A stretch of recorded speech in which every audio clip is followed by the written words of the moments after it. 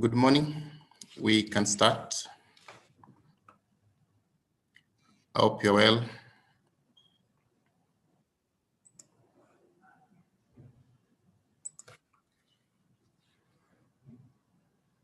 So just a few things before we begin. Some of you will not be able to join the live coverage. I've enabled the YouTube version of the lecture. So those will not be able to do the Zoom for one or two reasons. Can stream live from YouTube. Here it's cheap. Otherwise, for those who have already joined or those who plan to join till the end, we can continue on the YouTube, the Zoom platform as well. There'll be a particular number when the number of registrants will have reached. The Zoom will not accommodate. So those ones will not be accommodated in Zoom. We'll have to stream YouTube.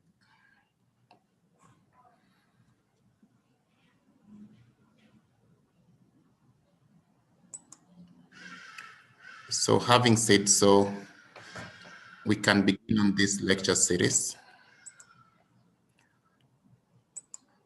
We are going to start on a lecture series regarding the nervous system. And today we look at the introductory part and a few of the first topics under the nervous system. I've chosen to handle it in a way that we will be doing both anatomy and physiology of the nervous system concurrently. This is to enable you have a comprehensive understanding of the subject matter. And if you check the schedule I shared with you people yesterday evening, the weeks for the specific topics have been synchronized for the same reason in anatomy and physiology. So when you talk of nervous system, anatomy and physiology, we have a number of topics that we will be looking at. And I've tried to list them here in the order in which I intend to deliver them. Today, we'll be looking at the introduction to the nervous system. We will also be looking at parts of the cranial cavity, meninges, and the brain. And lastly, we'll be looking at functional localization of the cerebral cortex. So we'll look at those three topics. And I believe each is about 1 hour each. Next week, then we'll start on number 4, where we'll be looking at what we call the basal ganglia, the diencephalon and the cerebellum. We'll also look at brainstem and the cranial nerves. And perhaps we also look at the spinal cord anatomy. Then the other week, we'll do the last 2. So basically, the neuroanatomy series has been scheduled to run for the first 3 weeks. Today, we'll do the first section, which is introduction to the nervous system.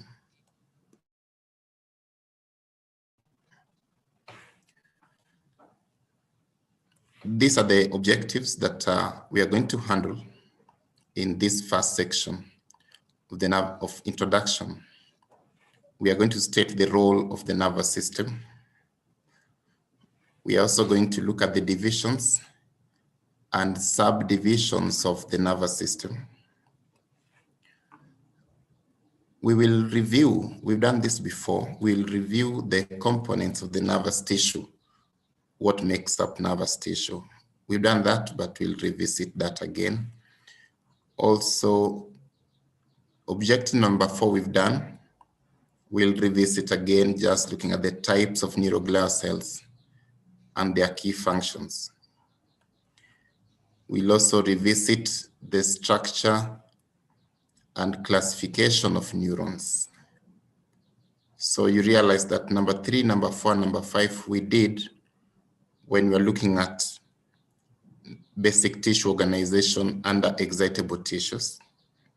But for the sake of understanding neuroanatomy, we'll revisit that story. Lastly, we'll finish this section by distinguishing between what we call gray matter and white matter. Right, so that is what we have for this first objective. Let's begin by looking at the anatomical divisions of the nervous system. We can generally divide the nervous system into two: the central nervous system and the peripheral nervous system. When we talk of the central nervous system, we are referring to the brain and the spinal cord.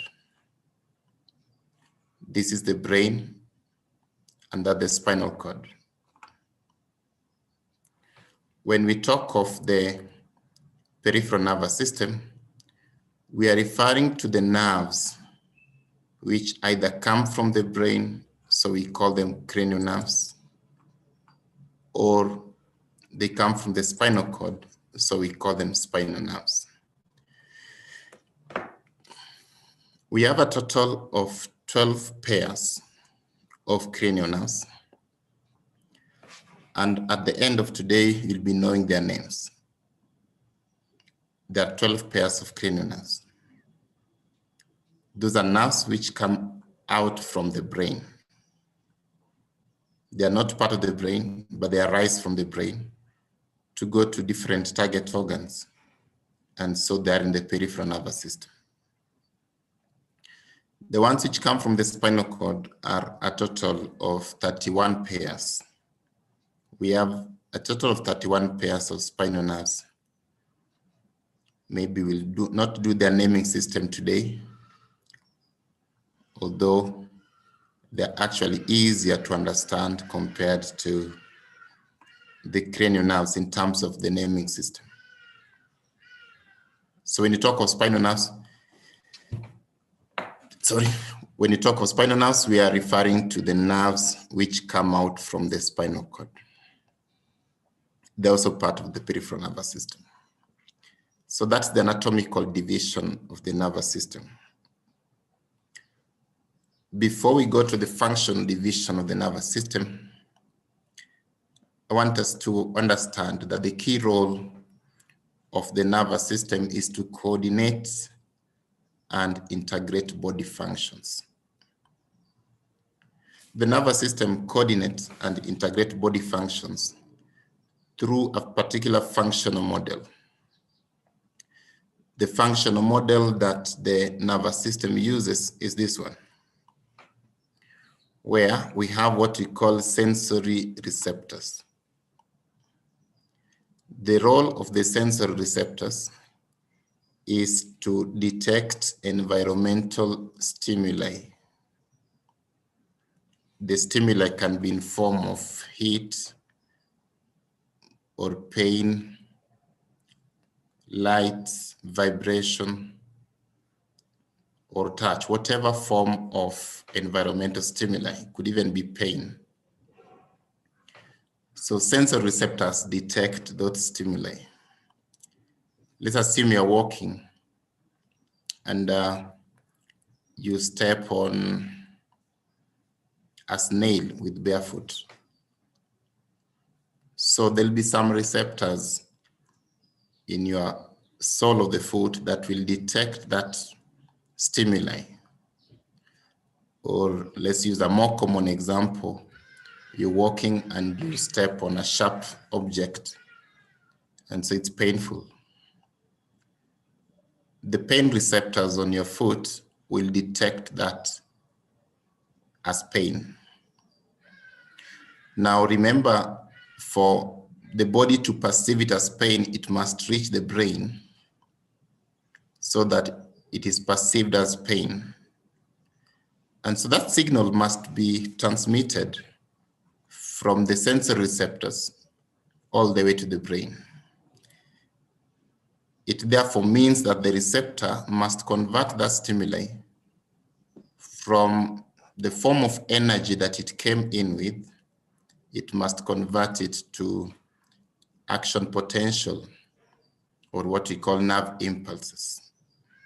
Those nerve impulses are therefore the ones that are transmitted all the way to the brain. The specific part of the brain that help us to achieve perception is what we are calling the cerebral cortex. We'll be defining what it is shortly. For now, we can say somewhere in the brain, the highest part actually. The system of neurons that help to transmit this signal from the sensory receptors to the cerebral cortex, that system of neuron is called the sensory nerves. The system of neurons that help to transmit signals from the sensory receptors to the central nervous system are called sensory nerves. Because they seem to be going up, we will later on even call them the ascending pathways or the ascending tracts. So for now, let's just call them the sensory system. We do not have just one nerve that comes from the sensory receptor to the cerebral cortex. It's not just a single neuron. As a matter of fact, it is a relay of 3 neurons. In most cases, it will be a relay of 3 neurons. The neuron that carry impulses from the sensory receptor first is known as first order sensory neuron. The first order sensory neuron is otherwise called primary sensory neuron. That particular neuron carry impulses from the sensory receptor and terminate somewhere in the spinal cord or in the brainstem. So the first neuron that carries signal from the receptor ends somewhere in the spinal cord or in the brainstem. We call it the first order sensory neuron.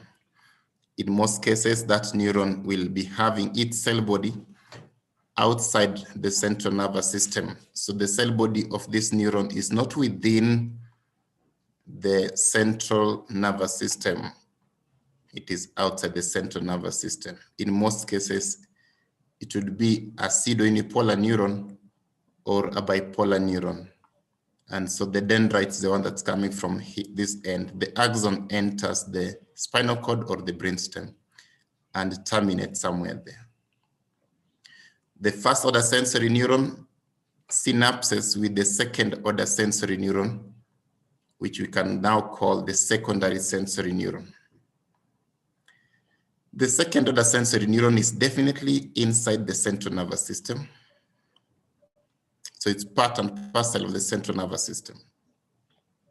That neuron synapses with the first order sensory neuron where the first order sensory neuron ended.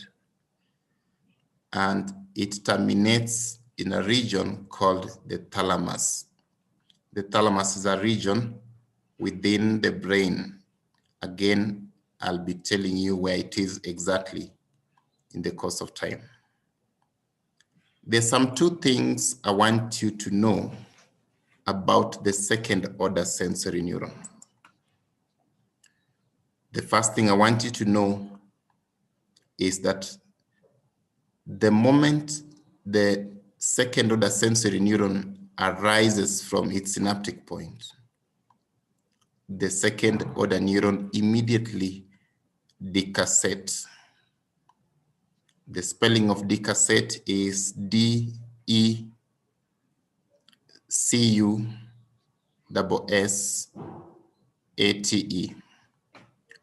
To decussate Well, I'm not so sure whether it's double C or double S.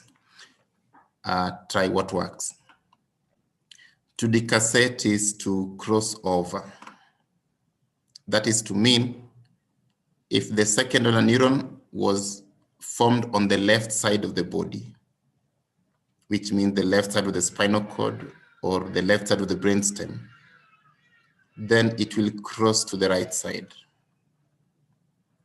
And if it was by any chance formed, it was arising from the right side of the spinal cord or the brainstem, then it will cross to the left. To decassette is to cross over. I may not give you a very convincing reason why neurons decassette, but at least the implications of the decassations are straightforward. That because of neuronal decassation, we will eventually have the left side of the brain controlling the functions of the right side of the body, and the right side of the brain controlling the functions of the left side of the body. At least that is straightforward. Well, perhaps the other implication is that because of neuronal decassation, now that they are crossing in the whole of the neural axis, and when I talk of neural axis, I mean both the brain and the spinal cord. Because neurons are decasseting all over in the whole of the neural axis, the right side and the left side of the central nervous system are therefore held strongly together. So that's not easy to just split the way you'd split sugarcane or something. Perhaps that's an implication. Now, I was telling you that I want you to know two things about the second order sensory neuron. And I've told you that the first thing I want you to know about the second order sensory neuron is that the second order sensory neuron decassettes. The second thing I want you to know about the second order sensory neuron is that the second order sensory neuron terminates in the thalamus. So it terminates in the thalamus. Right. When it terminates in the thalamus, it terminates by synapsing with the third order sensory neuron, which we can now call the tertiary sensory neuron. This third order sensory neuron therefore arises from the thalamus and terminates in the cerebral cortex. We sometimes call it thalamocortical projection. When there are many, you can use the term thalamocortical projections. Great. So just to recap, remember you're walking and you stepped on something sharp and your big toe. So the first order sensory neuron received that signal from the region of the sole of your skin, or the sole of your foot, all the way to the spinal cord. The cell body of that neuron is outside the central nervous system. It synapses the second order sensory neuron. So let's say this was from the right foot. It synapses with the second order sensory neuron on the right side of the spinal cord. But then that second order sensory neuron immediately decasseted to the left side of the spinal cord. After the decassation, it ascended all the way to the thalamus. So now we'll expect it to terminate in the left thalamus as opposed to the right thalamus, because it has already decasseted from the right to the left. So it will now terminate in the left thalamus. Then from the thalamus, it will go to the left side of the cerebral cortex. Remember, the big toe was the right big toe, but now it's terminating the left side. When the signal reaches the cerebral cortex, among many things that the cerebral cortex can do, there's some three things that I want you to remember. The cerebral cortex interprets that particular sensation, so that if the sensation is pain, it will interpret it as pain. If it is vibration, it will interpret it as vibration. If it is sight, it will interpret as sight. If it's hearing, it will be interpreted as so. The role of the cerebral cortex is to interpret the sensation, and then that is what we now want to call perception. The individual now perceives the sensation. Apart from it being interpreted so that you can perceive it, the central nervous system also keeps memory of the sensation. This is particularly important, even if you might not think about it much. But it will explain to you why, if a child was playing with fire, maybe they just need to do that once, and they'll remember that now I'll not do this again. Because it's memory that is registered in the brain. But we don't just want to leave it at that. And especially for immediate responses, you need some reaction. The nervous system needs to provide a reaction to the sensation that has gone in. If it was a snail that you stepped on, you jump or something. It was a nail that you stepped on, you withdraw your foot. Whatever you want to do, there must be some response. And so the nervous system gives response. The response given by the central nervous system is relayed back from the central nervous system to what we call the effectors, because these are the ones that are going to then execute the responses. The system of neurons that come from the central nervous system to the effectors are the ones we call the motor neurons. We call them motor neurons. The target of these motor neurons are either muscles or glands. So if it was that nail, maybe muscles. If it was some sweet smelling aroma, then maybe some salivary glands. The central nervous system provides a response which is relayed back to the effectors through the motor neurons. And the effectors are either muscles or glands. Now, again, we don't just have a system of one neuron coming all the way from the central nervous system, and let's say in this case, the cerebral cortex, to the effectors. As a matter of fact, generally, it's a relay of two neurons. The neuron that comes from the cerebral cortex usually will terminate somewhere in the brainstem if it is targeting cranial nerves, or spinal cord if it is targeting spinal nerves. That neuron is called the upper motor neuron.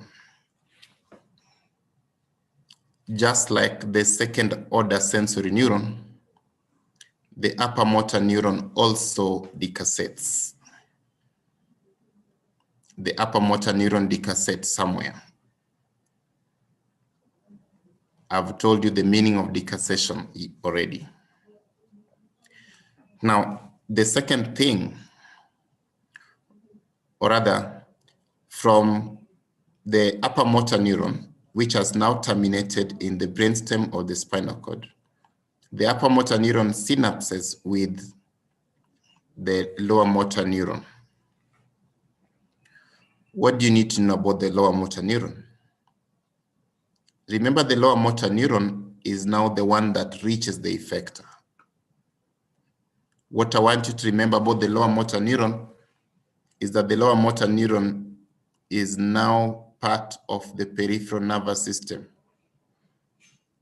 It is the one that is being contained either within the cranial nerve or the spinal nerve, in as much as the cell body will be within the brainstem or the spinal cord.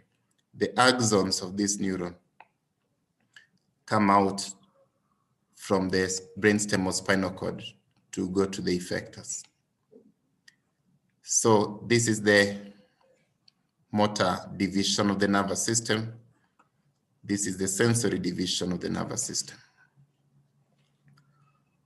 Right, that's how the nervous system operates to control body functions. Now we can then talk about functional division of the nervous system. Functionally, we can therefore say that the nervous system has two divisions. The sensory division, which we can also call the afferent division, and the efferent division, which we also call the motor division. The sensory division is concerned with carrying sensations from the sensory receptors to the central nervous system. There are two types of sensations, or rather sensations can be categorized into two. We have those sensations that we call spatial sensations.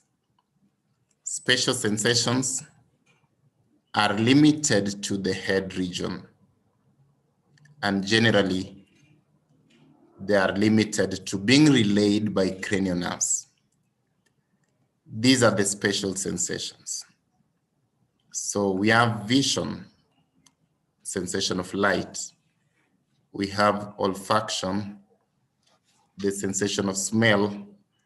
We have the sensation of taste, which we are calling gustation. We have sensation of hearing or audition. And we have the sensation of equilibrium, which we can also call vestibular function. These five sensations are considered spatial sensations because of what I've already told you. General sensations. Okay, give me a second, I connect my power.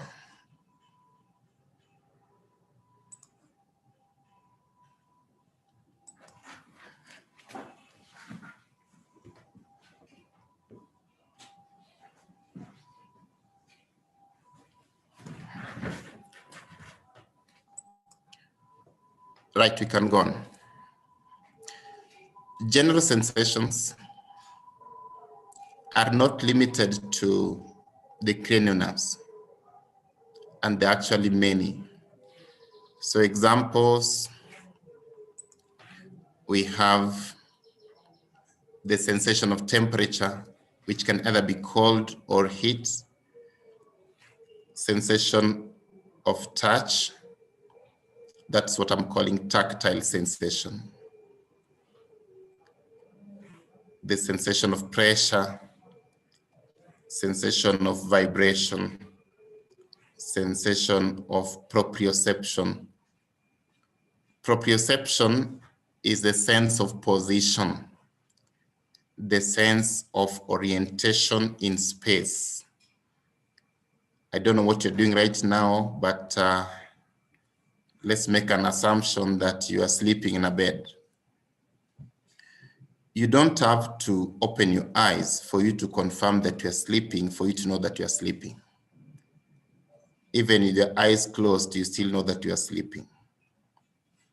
But let's say you are seated on a table somewhere. That's an unlikely event, but let's assume so. You don't have to again open your eyes to confirm that you are actually seated. And so even if you are seated, you can stand with your eyes closed and you still know that you've stood up. You can lie with your eyes closed and you still know that you're now lying, because you have the sense of orientation in space. You have the sense of position. That is what you're calling proprioception. Of course, the other general sensation you can add here is the sensation of pain or the sensation of stretch. All those are general sensations. So I know sometime back in primary school and high school, you are taught that we have 5 common senses. I think now you know better, unless the definition of common is not common to all. And I hope now you also note that the sensation of touch is not a special sensation, even if it's from a special person. Right, this is the sensory division of the nervous system. The efferent division of the nervous system is divided into 2. Remember, the efferent division of the nervous system is the one where it's concerned with nerves which go to effectors. We divide the efferent division into 2. We have the somatic nervous system and the autonomic nervous system. When you talk of somatic nervous system, we are referring to innervation to skeletal muscles. And when you talk of autonomic nervous system, you are referring to innervation to smooth muscles, cardiac muscles, and glands. We had mentioned this some time back when I gave you the outline of the autonomic nervous system. All right. So I think this, okay. Let's say something about the peripheral division of the nervous system.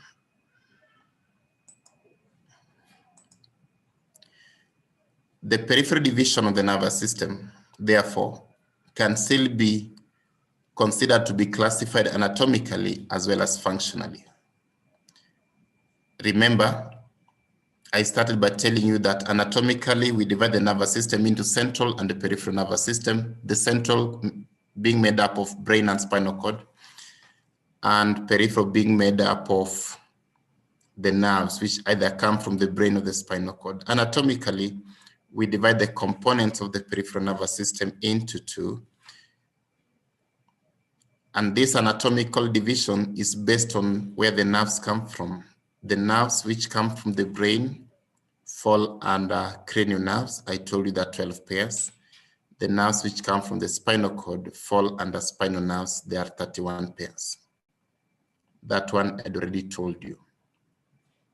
Functionally, we categorize the components of the peripheral nervous system based on the direction of the nerve impulses. We've already also mentioned this, that if they're carrying signals to the central nervous system, then you'll classify them under sensory division. And if they are carrying signals away from the central nervous system to the effectors, you'll classify them under efferent division or motor division. Let's narrow down to this one. When you talk of the motor division of the nervous system, we are referring to nerve supply to effector organs, which we've mentioned are either muscles or glands. And I've told you that the efferent division of the nervous system is divided into 2 based on how the central nervous system controls the effectors. If the effectors are under voluntary control, then we call that somatic nervous system. This is targeting skeletal muscles. If the effectors are being controlled involuntarily, then we call it the autonomic nervous system.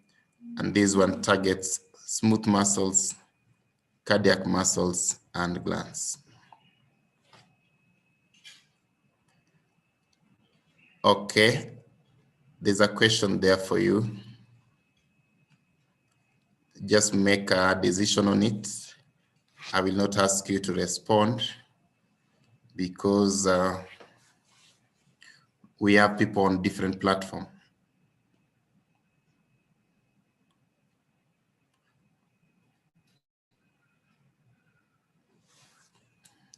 I hope you've made a decision now.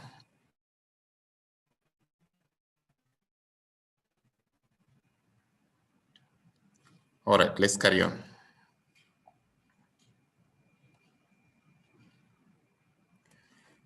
When you talk of autonomic nervous system, we have two key divisions. At some point, we mentioned that the autonomic nervous system has what we call the sympathetic division, as well as the parasympathetic division. The sympathetic division of the autonomic nervous system arises from thoracic and upper lumbar spinal nerves. And for that reason, we call the sympathetic division the thoracolumbar outflow. Generally, the sympathetic nerves have very short preganglionic fibers and long postganglionic fibers. Sympathetic division tends to utilize the catecholamines to mediate their physiological effects on their target organs. We utilize it largely under emergency situations, and so it utilizes energy. As opposed to the parasympathetic division of the nervous system, where the nerves come from either cranial nerves or spinal nerves, so therefore we call that craniosacral outflow. The parasympathetic nerves have a long preganglionic and a short postganglionic fibers. They tend to use acetylcholine as the neurotransmitter, and generally the parasympathetic division conserves body energy. We had a lecture on the autonomic nervous system, and so you can revisit that to remind you of the many things we talked about. Right, so now I've now given you the divisions of the nervous system. Now, let me also remind you about the cellular components of the nervous tissue. Nervous tissue consists of neurons and neuroglial cells. We had mentioned a number of differences between these two types of cells. The first one was based on their role. Neurons are the functional cells of the nervous tissue. They're the ones that transmit signals. Neuroglial cells are supporting cells of the nervous tissue. They don't transmit signals, but they provide support to the neurons that transmit signals. The support could be in different ways, as you're going to see. The other difference between the two is based on their excitability. Remember, excitability is the ability to generate electrical signals in form of nerve impulses. With that in mind, neurons are excitable, which means that they can generate electrical impulses. The action potentials, they can generate them. On the other hand, neuroglial cells cannot generate electrical impulses. They are not excitable. The third difference is based on their renewal potential, basically the mitotic potential. Neurons do not really have that mitotic potential, or at least for majority of neurons, that is not possible. It is not possible for neurons to undergo mitosis, majority of neurons. Very few neurons can divide after birth. However, neuroglial cells are actively mitotic. The term that we used to describe cells which are not having the potential for mitotic division is G0, then the G0 phase of the cell cycle. While these other ones are within the cell cycle, either G1, S, G2, or M, whatever. The other difference based on the numbers of these cells, neurons are generally fewer than neuroglial cells. And once you're born, the neurons actually, some of them continue to die. And so the numbers reduce. However, that is not true for the neuroglial cells, where actually there is even more mitosis, as we've mentioned. And so the number of neuroglial cells increase. So I would have given you this to discuss amongst yourselves, but it's not possible now. I would have wanted you to name 4 central neuroglial cells and say the key roles of each. Remember, there are 4 neuroglial cells. We have the astrocytes. We have, okay, just a second. Let me help someone mute their mic.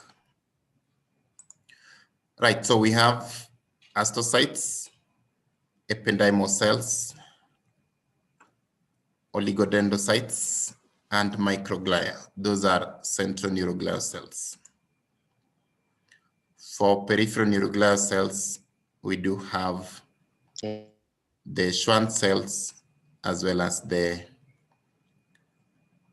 neurosatellite cells. I want you to remember those. Their key functions you will check later. But there's some questions that I have for you that might help you to make a decision. So I'll run them. You're not answering. Just have a look at them. So that's the first one.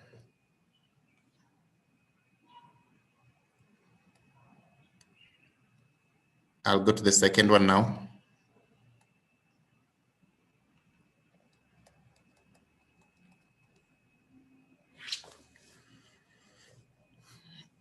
That's the second one.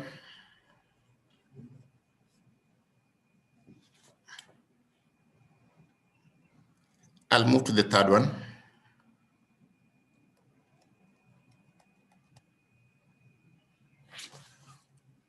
And that is it.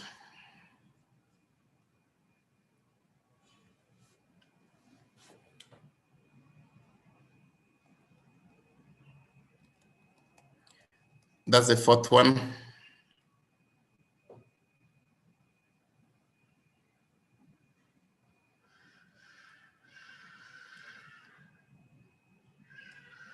I think there were those 4, if I'm not wrong. Oh, there's a fifth one. That's the last one.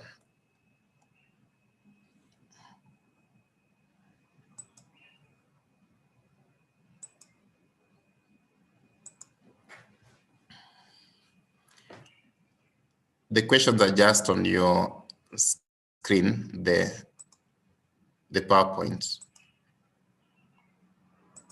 They're not coming in form of poll, just the presentation which is on your screen.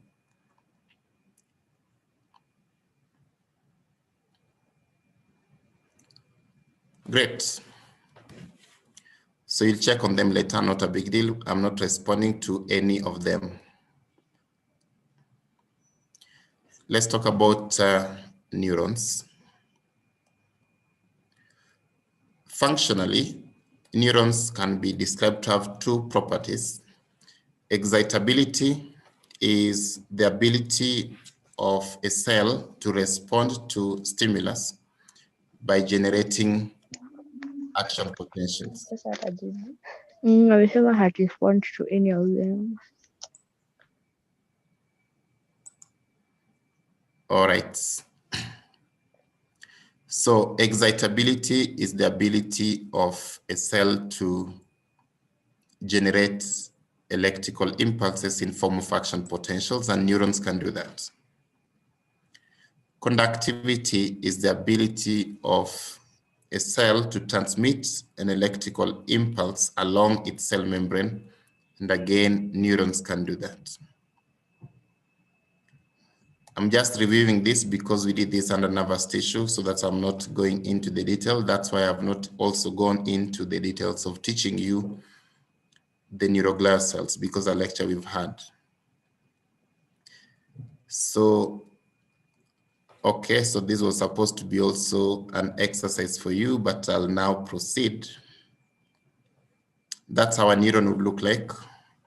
There'll be a cell body, which is also called the soma. The cell body contains a nucleus. And then we have an axon, which may be myelinated or may not be myelinated. If it's myelinated, then there's myelin sheath, and depending on whether it's central or peripheral, the cells that form the myelin sheath are different. The junction between the myelin sheaths, these ones are called the nodes of Ranvier. The ends of the axons are the ones we call the terminal buttons. The beginning segment of the axon is what you call the axonal hillock. This is the part that generates impulses, actually. We have dendrites, which could be either on the cell body like this one. Generally, when we talk of the structure of a neuron, we describe a neuron as having three functional domains. The receptive domain, referring to the dendrites. These are the parts that receive impulses from the environment. The integration domain is a cell body. This is the part that synthesizes the neurotransmitters. The transmission domain is the axon. This is the part that transports neurotransmitters and transmits electrical signals from the axonal hillock, where the signal is generated, to the end. Based on this, we can classify neurons structurally. The structural classification of neurons recognizes a number of types of neurons. We have the pseudonipolar neuron, which looks like this. There's a cell body that from there we have one process coming out, which divides into two. The peripheral process will be the one that receives signals from the environment. The central process is the one that transmits signals to the central nervous system. Generally, pseudonipolar neurons are first-order sensory neurons, mainly from receptors of general sensation.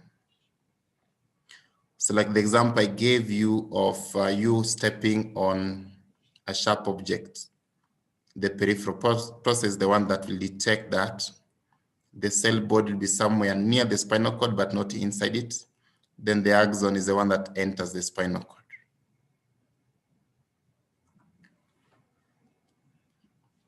Bipolar neurons would look like this. There's a cell body. One end is dendritic process, the other end is axonal process. These ones tend to be first-order sensory neurons.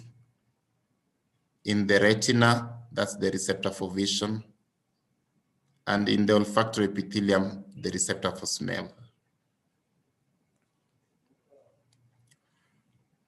Multipolar neurons would look like this. We have multiple dendrites arising from the cell body, in as much as the axon is also arising from the cell body.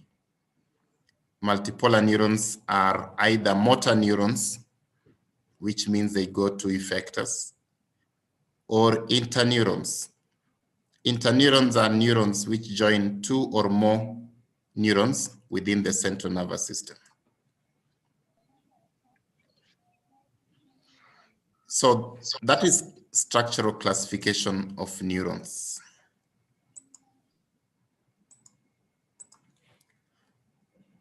Functionally, we can also classify neurons based on the direction of the nerve impulses. With this, we've mentioned that you can have an afferent neuron, the neuron that takes signals to the central nervous system. is therefore called sensory neuron. Efferent neuron, the neuron that carries signal from the central nervous system to the effectors, is also called motor neuron. And then we have interneuron, the neuron that joins two or more neurons within the central nervous system. It can also be called an association neuron. I want to use this opportunity also to describe for you the components of a reflex arc. From this image, we can also appreciate here the components of the reflex arc. A reflex arc has these components. There's a sensory receptor that detects environmental stimuli. Then there's a sensory neuron that carries that signal from the receptor to the central nervous system, which can either be brainstem or spinal cord. In this case, if you're talking about a reflex, we'll limit it to the brainstem or spinal cord. In this case, this looks like the spinal cord.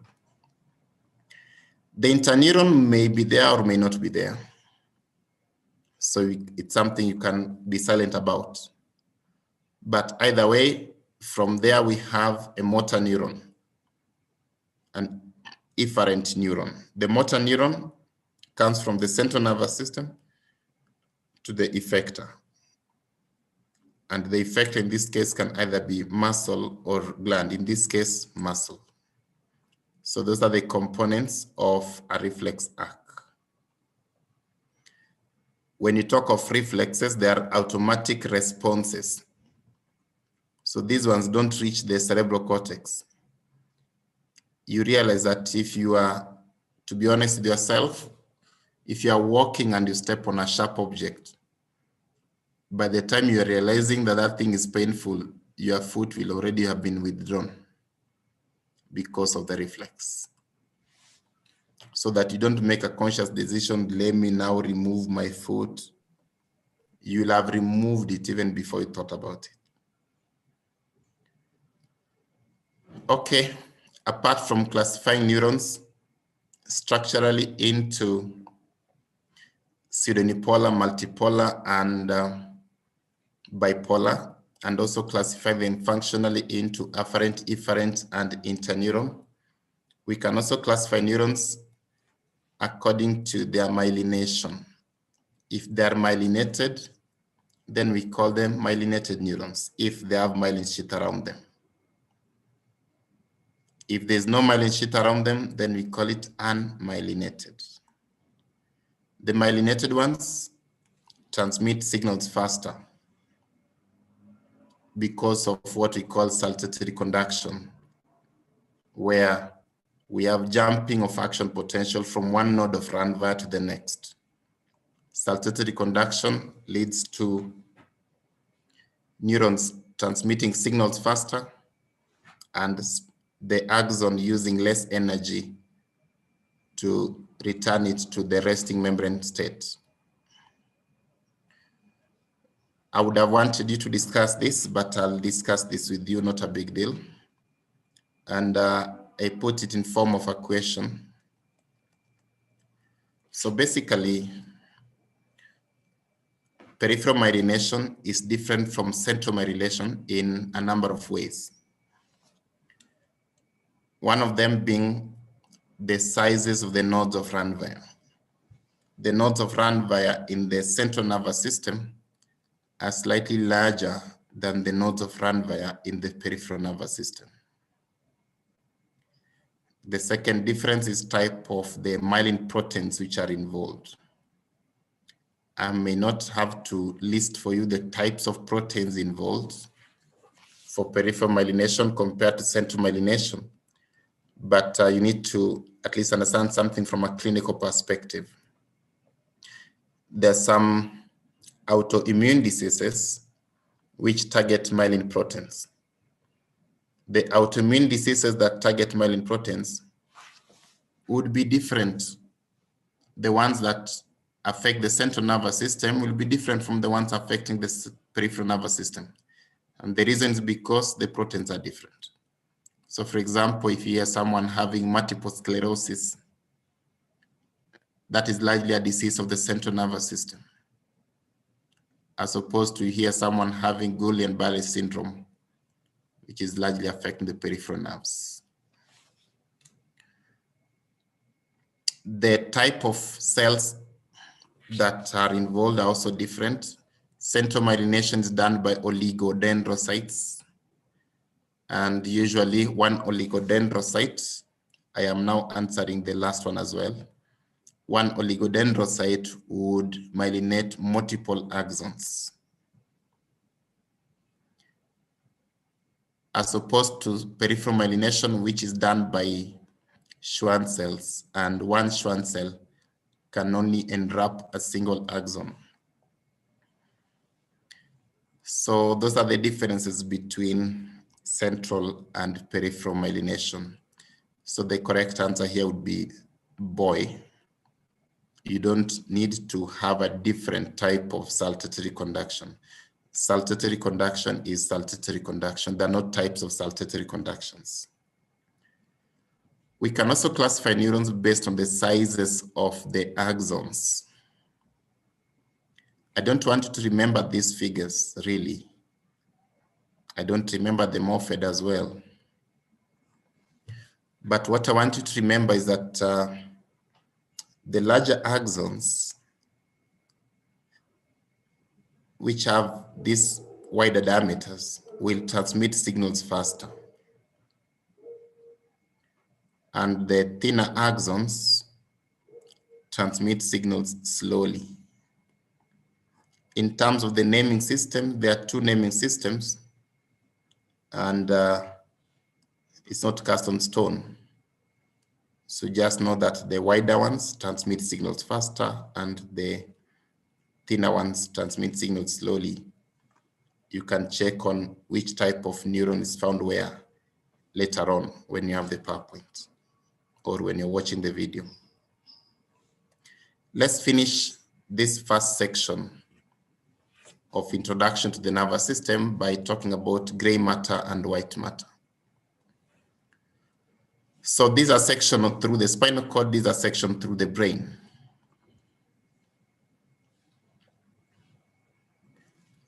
Gray matter refers to a collection of neuronal cell bodies, regions where cell bodies of neurons are collected will constitute the gray matter. Well, they'll not be cell bodies only. You'll also find other components, well, but at least the presence of cell bodies of neurons would make it be gray matter, a collection of neuronal cell bodies. Like in this case, so that's gray matter. This is gray matter. Now, there are different types of gray matter depending on where they're found. For example, there's what you call cortex. Cortex is gray matter. So what is cortex? Cortex refers to this thin layer of gray matter on the outer margin of the central nervous system. The thin layer of gray matter on the outer margin of the central nervous system, the one I'm currently outlining for you. That thin layer of gray matter on the outer margin of the central nervous system, that is what we are calling the cortex. If it is on the cerebrum, then we call it cerebral cortex, as in this case. If it is on the cerebellum, then we call it cerebellar cortex. The second thing I want to define is a nucleus. A nucleus is a collection of neuronal cell bodies within the white matter of the central nervous system. Like this one is a nucleus. We would have expected this whole region to be white matter because now cortex is here. So this would be white matter. But within that white matter, we find another gray matter.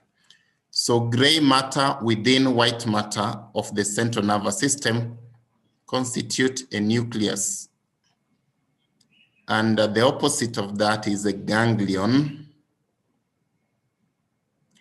A ganglion is a collection of cell bodies of neurons outside the central nervous system. A collection of cell bodies of neurons within the peripheral nervous system. We had mentioned earlier about the autonomic ganglia being located on either side of the vertebral column for the sympathetic ganglia. Like these are ganglia now. The plural is ganglia. You can have autonomic ganglia, which contain cell bodies of postganglionic autonomic neurons, or you can have sensory ganglia, which contain cell bodies of pseudounipolar neurons. That is gray matter. How about white matter? When you talk of white matter, we are referring to a collection of axons. When axons are running together, we can just call them fibers or tracts. So when you use the term axon of fibers, you should just understand they're just neuronal processes. Axons or axonal fibers, which have the same function, constitute what we call a tract. They run together and have the same function. They constitute what we call tracts. If we have different tracts, which means axonal fibers of same function, but now multiple tracts, which means each tract has a different function. If those tracts are together, then they constitute what we call a peduncle. So tracts are axonal fibers of the same function running together. Multiple tracts constitute peduncle if they're together. With regard to the cerebrum, this region, cerebral white matter, with regard to cerebral white matter, we have different types of axonal fibers. There are those that we call projection fibers. Projection fibers refer to axonal fibers. So this is the white matter here. Projection fibers refer to axonal fibers which connect the cerebral cortex to regions outside the cerebral cortex. So these green ones are the ones you are calling projection fibers. They are axons which connect cerebral cortex to regions outside the cerebral cortex. As you can see, maybe these ones are descending fibers. You can see the decussation there.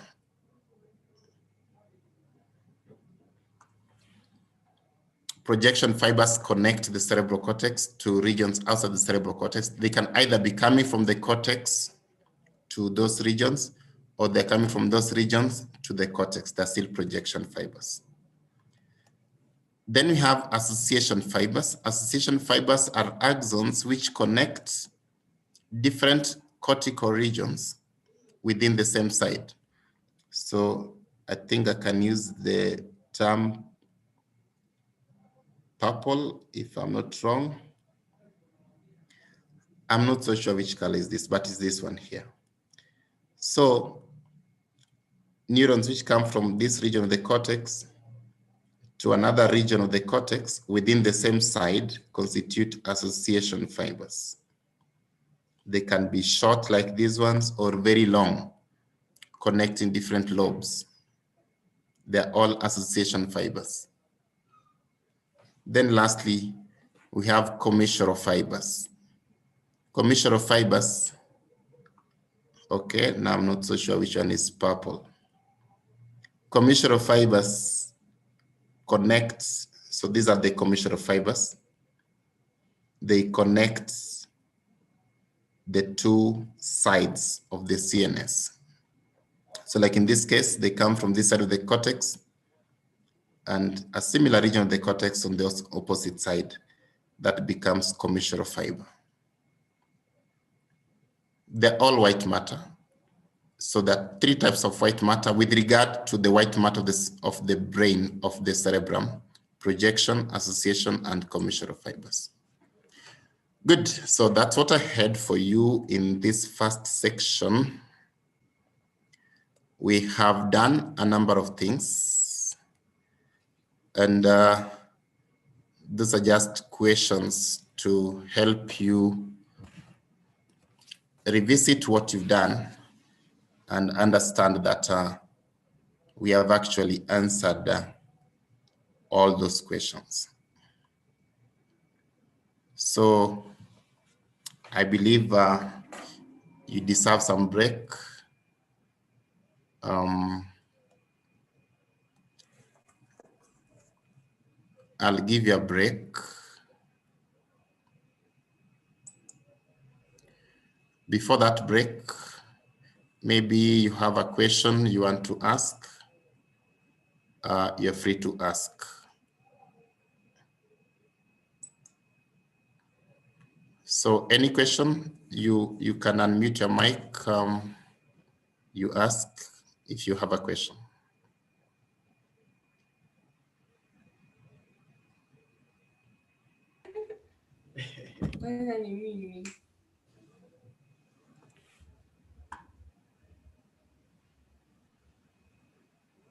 Okay, seems like you do not have a question. That's okay.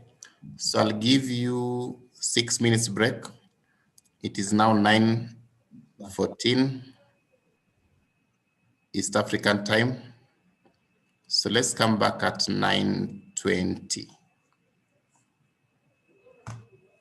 I'll leave it on. If you're streaming on YouTube, you can still follow. If you want to stream from here, you can still follow. That's up to you.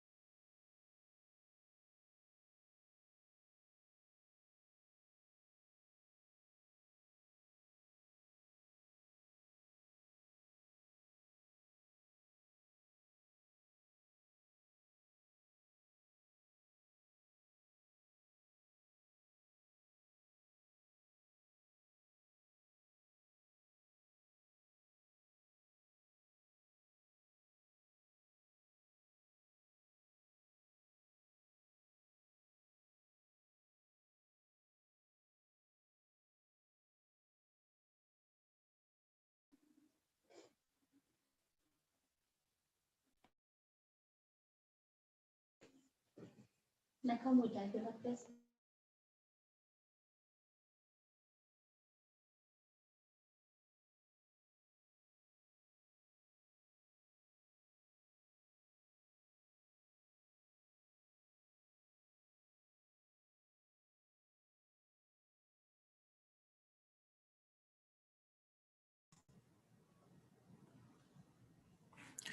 can proceed now.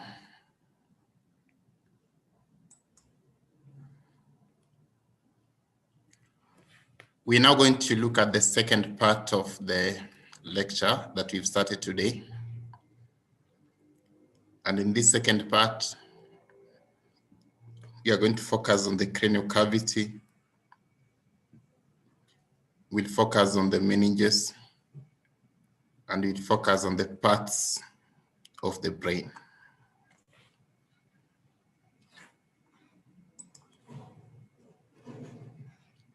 These are the specific objectives that we do intend to cover in this section. We are going to overview the parts and contents of the cranial cavity. We are also going to name the major skull foramina. Foramina are holes. So we will check on the major foramina of the skull.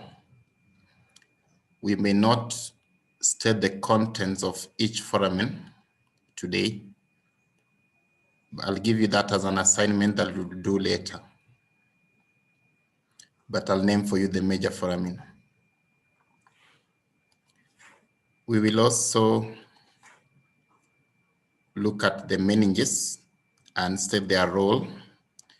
Between the meninges and meningeal spaces, we are going to see what is within the spaces.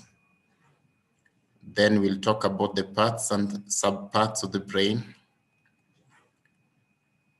Peradventure, we will also have mentioned the 12 cranial nerves in order.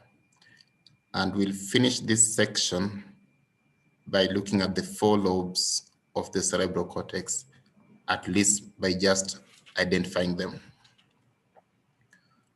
So we also intend to take another, perhaps between 40 minutes to 1 hour for this second section.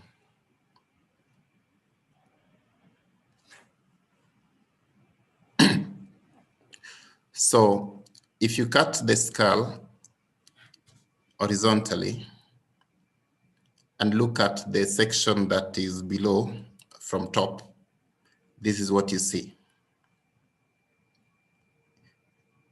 The cranial cavity on its base has some depressions, which we call the cranial fossae.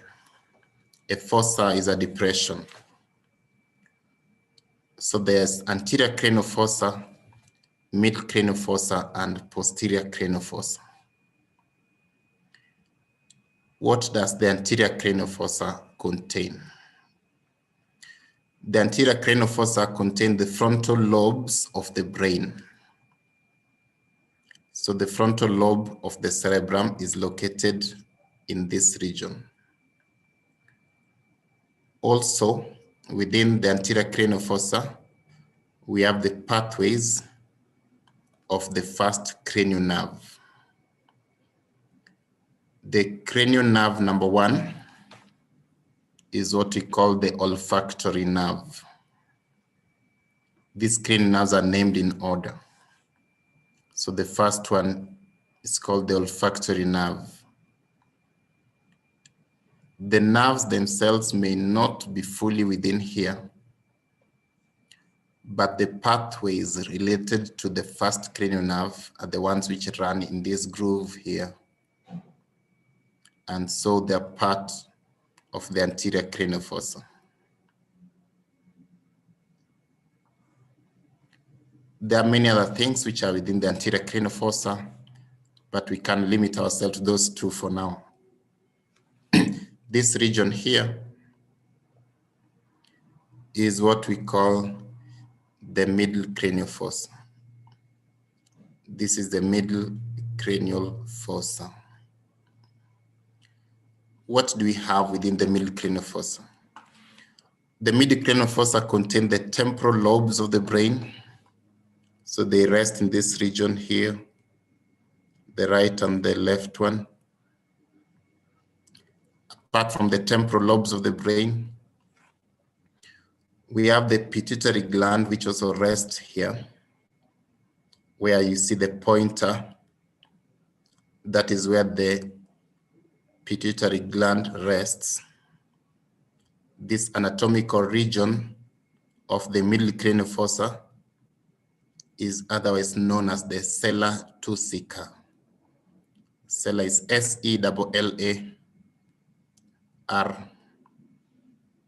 Tussica is T-U-R-C-I-C-A.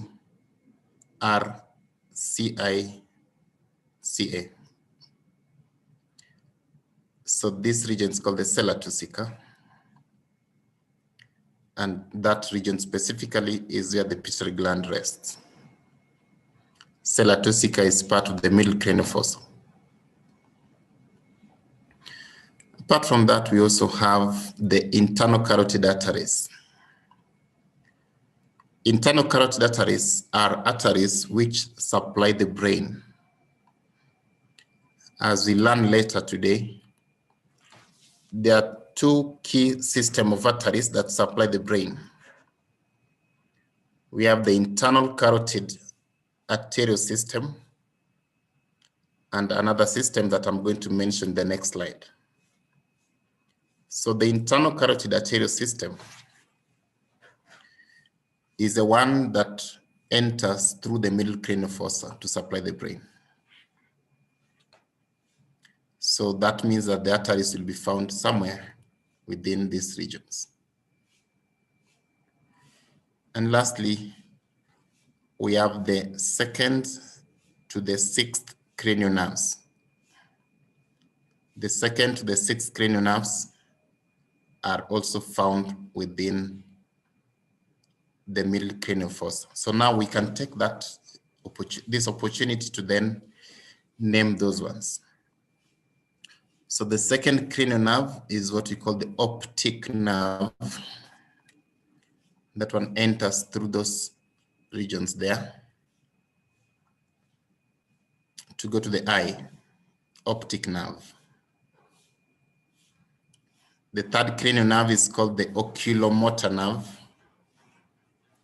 which also goes to the eye.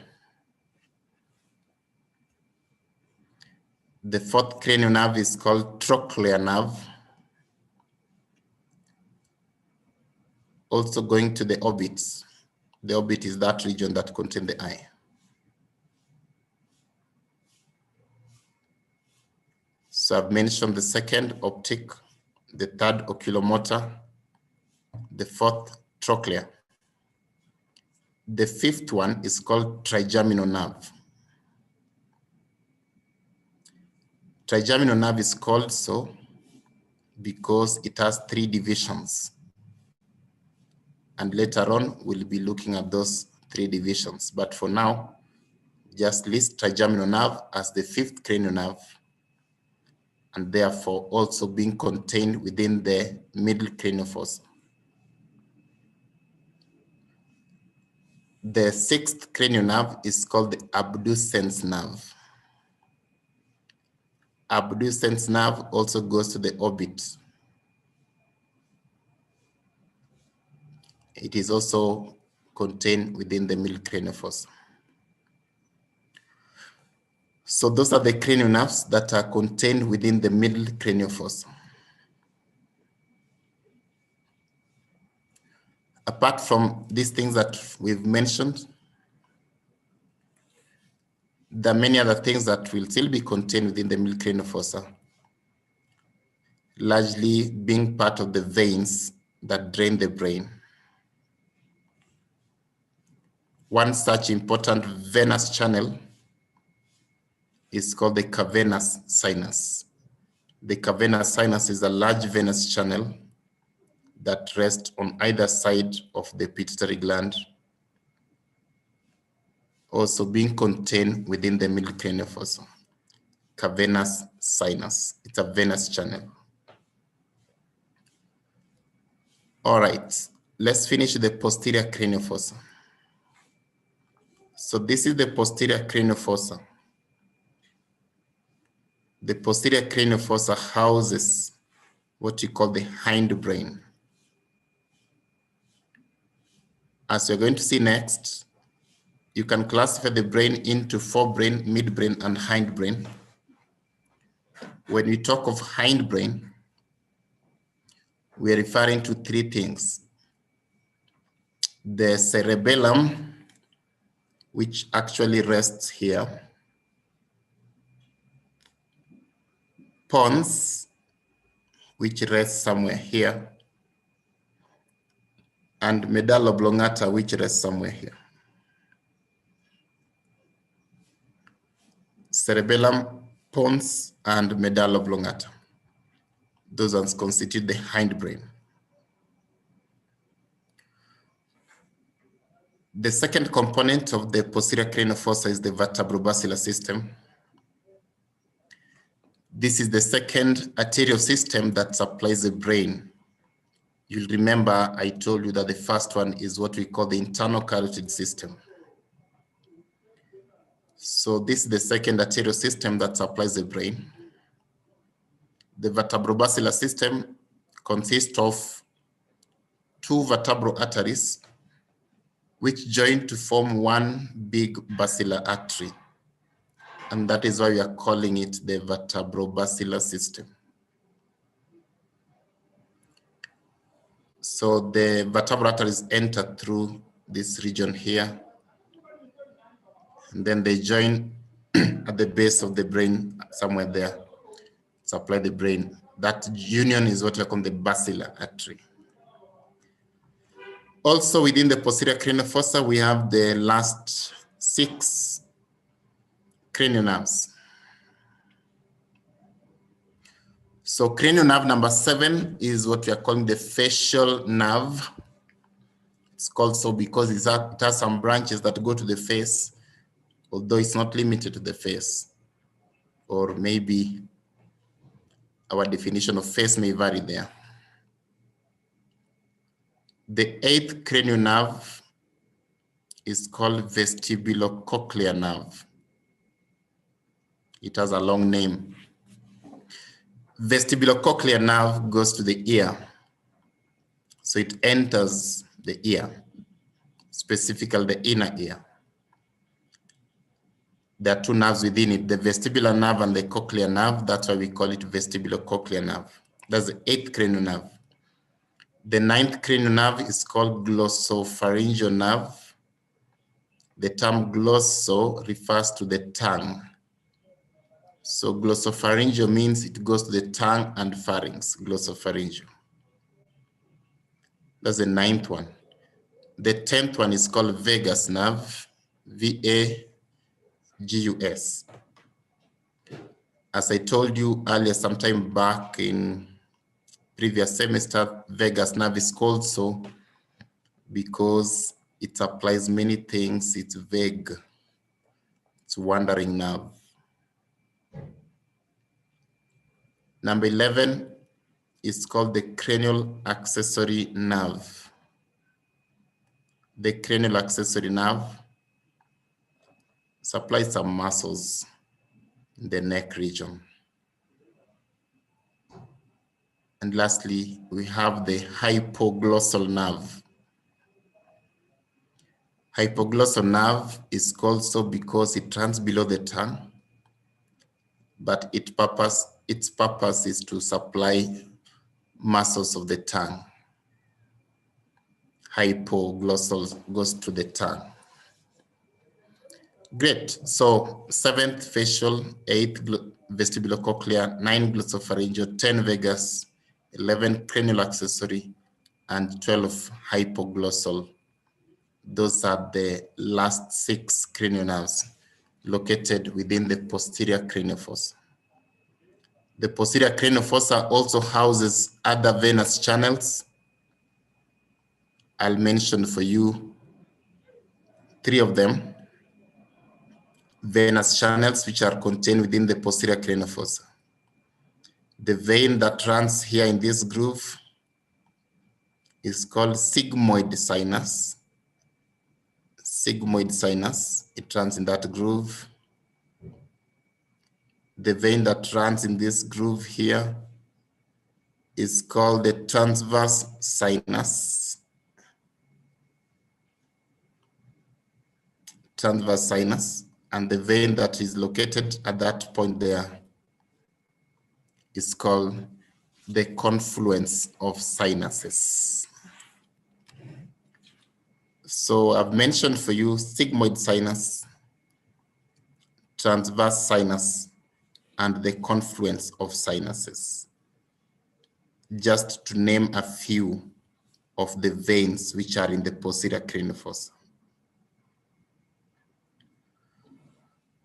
So those are the cranial fossae and their contents. While we are there, let me mention for you the foramina of the skull. So the skull foramen are holes which connect structures within the cranial cavity with structures which are extracranial. So primarily, these holes will be the paths or the routes that the neurovascular structures will use to travel, either from outside entering the brain or from the brain going to the effector organs. So nerves use them, veins use them, arteries use them. They are for passage of neurovascular structures. As you can see, there are so many. I will not be able to teach you all of them, but I'll show you a few of them. So, okay, let me go to the next slide so that I'll make your work easy a bit. So this large one is what we're calling foramen magnum. It's the largest foramen of the skull, foramen magnum, and that is where the spinal cord will pass through. Apart from spinal cord, the vertebral arteries also go through that hole. The ones that constitute the vertebrobasilar system. Also, the meninges that cover the spinal cord go through that. Carotid canal is this one labeled 21. That's carotid canal. And that is where the internal carotid artery goes through. So the right and the left internal carotid artery will enter through either hole, carotid canal. Optic canal is not well visualized here, but the one labeled 4, that's the optic canal. It is for the passage of the second cranial nerve, optic nerve. Superior and inferior orbital fissures are not well visualized here, but they're the ones which traverse the third, the fourth, the 6th cranial nerves. They'll pass through the superior orbital fissure. Foramen ovale is the one labeled 6 in this image here. This is foramen ovale, the oval foramen. In this one, it's this one here. Foramen ovale is for the passage of the 3rd division of the trigeminal nerve. The 3rd division of the trigeminal nerve is known as the mandibular nerve. You can call it the mandibular division of trigemin. Internal auditory meatus is the one labeled 13 there. Is the hole that is taking you to the middle ear, to the inner ear. So that is for passage of both the 7th and the 8th cranial nerves. They enter through the internal auditory meatus to go to the ear. Jugular foramen is the one labeled 12 here. It is for the passage of the internal jugular vein. This is jugular foramen, for passage of the internal jugular vein. Apart from internal jugular vein, jugular foramen is also for passage of the 9th, 10th, and 11th cranial nerves. They pass through jugular foramen. Hypoglossal canal is the one labeled 11 in this one. It is for the passage of the 12th cranial nerve. I will add for you one.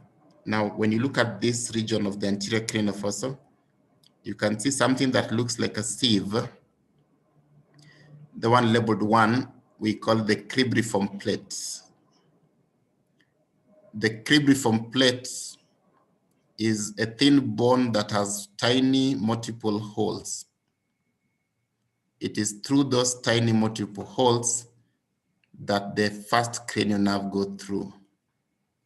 So we can say that the olfactory nerve goes through the cribriform plates. These are the skull foramina, the bigger ones, and I've tried to name for you the structures that go through each of them. You might not believe, but we've not even mentioned 50% of the skull foramina. There are many others. I've just tried to pick the big ones.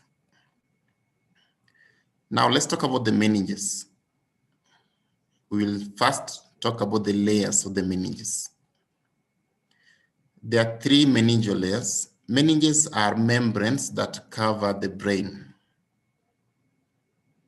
Well, they don't just cover the brain only, they also cover the spinal cord. So we can say there are membranes that cover the central nervous system. They offer protection to the central nervous system. The outermost of them is called the dura mater. This is dura mater. It's a tough one. It's a connective tissue covering of the central nervous system, being made up of largely collagenous fibers. The dura mater is very strong. It's canvas-like. It protects the brain and the spinal cord.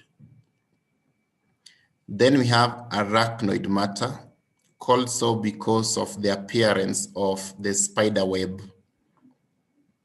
The arachnoid matter is translucent,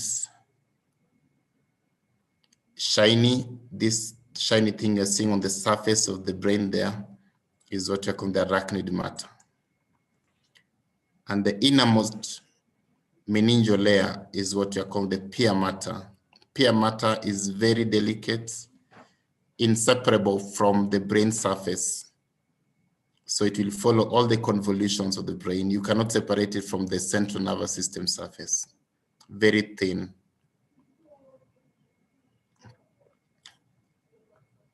Many times the arachnoid and pia mater are collectively called the leptomeninges. So when you hear the term leptomeninges, it is referring to pia and arachnoid matter. Leptomeninges.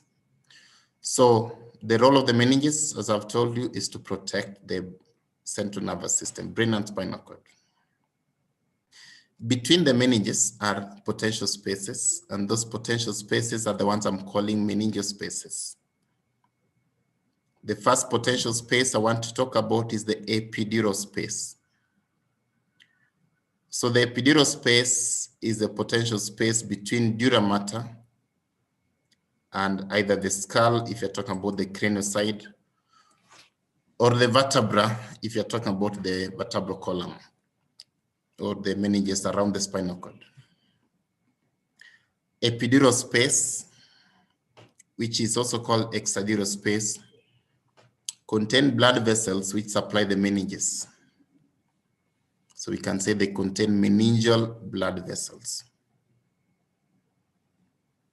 Well, if you're talking about the spinal epidural space, then it will also contain fat tissue.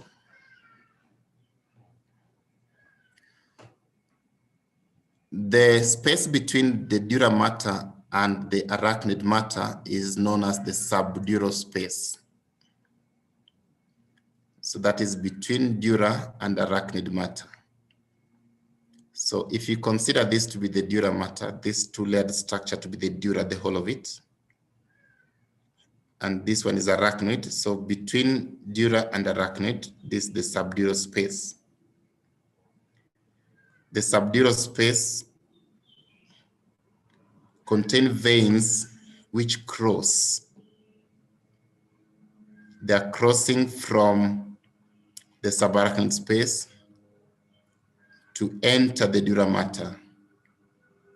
Because they are crossing, we can just call them the bridging veins.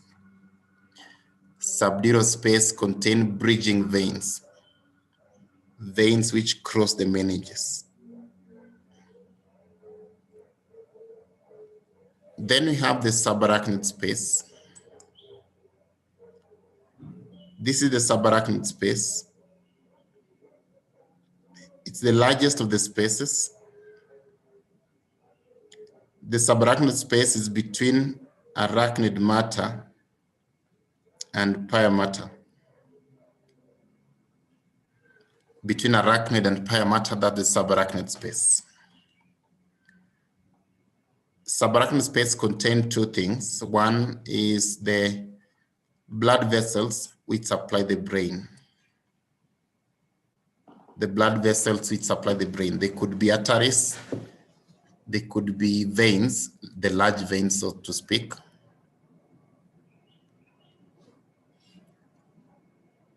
Apart from the blood vessels that supply the brain, the subarachnoid space also contains CSF. CSF stands for cerebrospinal fluid. This is the fluid that bathes the central nervous system. It has many functions, among them providing some buoyancy to the central nervous system. Right. There are some regions where the subarachnoid space is significantly enlarged. If the subarachnoid space is significantly enlarged in those regions, it means that those regions will be having a lot of cerebrospinal fluid.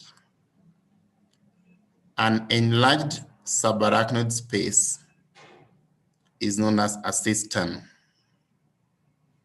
Kamabirika, a cistern. That's an enlarged subarachnoid space. There are many cisterns in the brain. Well, so those are the key spaces that I wanted to tell you about. There's something else I want to talk about, the dural venous sinuses. Dural venous sinuses are venous channels within the dura mater. These venous channels within the dura mater are the ones which drain the blood from the veins of the brain. Now look at this one. As you can see here, the dura mater is a bilayered structure in this image. At this point, the two layers are intimate, but at some point, the two layers are wide apart. Where the two layers are wide apart, there'll be blood between those two layers, and that blood is venous blood. Such a vein is what we are calling a sinus. So like this is a sinus. A sinus, in this case, a venous sinus, refers to venous blood that is within the two layers of the dura mater. There are several dural venous sinuses. I'll not give you their names, but as you can see in this image, there are very many dural venous sinuses. They contain blood. They drain the veins that were running on those subarachnoid spaces Now you can understand this concept now. The veins that are within the subarachnoid spaces give branches which cross to the durovenous sinuses to drain there, so that now the durovenous sinuses can now take blood away from the brain, away from the cranial cavity. So when those veins are crossing from this from the subarachnoid space to the durovenous sinus, they will be crossing the subdural space. And that is why I use that term bridging veins at some point. So these are the durovenous sinuses, and the one you're seeing here is the one I called earlier the cavernous sinus, the one located within the middle cranial fossa. You can see the transverse sinus there. The sigmoid sinus is here. This one is called the state sinus. This is the inferior sagittal sinus. That's the superior sagittal sinus. There are many other sinuses that we are not talking about. Those are meninges and meningeal spaces. Now let's switch gear and I teach you the basic parts of the brain. We now understand that the brain is located within the cranial cavity. This big part of the brain, the one that is outlined by the blue line, that big part of the brain is what we call the cerebrum.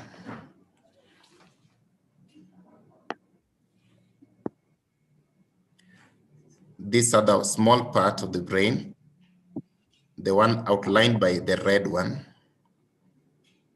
is what we are calling the cerebellum. So this is the cerebellum.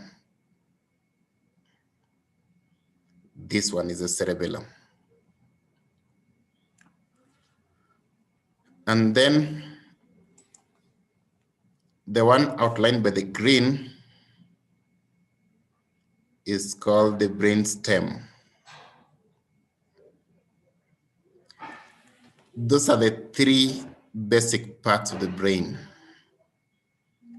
We have cerebrum, cerebellum, and the brain stem. However, the brain stem has three segments. So the brain stem extends from somewhere there all the way down. There are three segments of the brain stem. The proximal part of the brain stem, this one, is called the midbrain. So midbrain extends from there up to there. That is midbrain. Then this part of the brain stem that appears like it's pregnant is called pons. Now, please note, this is the spelling of pons. Don't add an R somewhere there, irrespective of the amount of pressure you might be having. So this is pons. And then this is the medulla oblongata.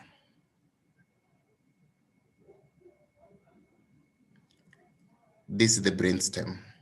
So the medulla oblongata is the one that will be continuous to the spinal cord beyond this point. The spinal cord is not part of the brain, but it's continuous to the brain through the brainstem. These are the basic parts of the brain: cerebrum, cerebellum, and the brainstem, with the brainstem having those three segments. There's another naming system that we can use. I alluded to it earlier, that we can name the brain as having forebrain, midbrain, and hindbrain. When you use the term forebrain, we are referring to the cerebrum. The forebrain is the cerebrum. The other name given to the forebrain is prosencephalon. It means this one. So this is the forebrain. The cerebrum is the forebrain, also called prosencephalon. Midbrain is this one specifically. It's a part of the brainstem. The same midbrain that we mentioned is the same one that we're talking about now. Midbrain is also called mesencephalon. And then lastly, we have the hindbrain, which is also called rhombencephalon.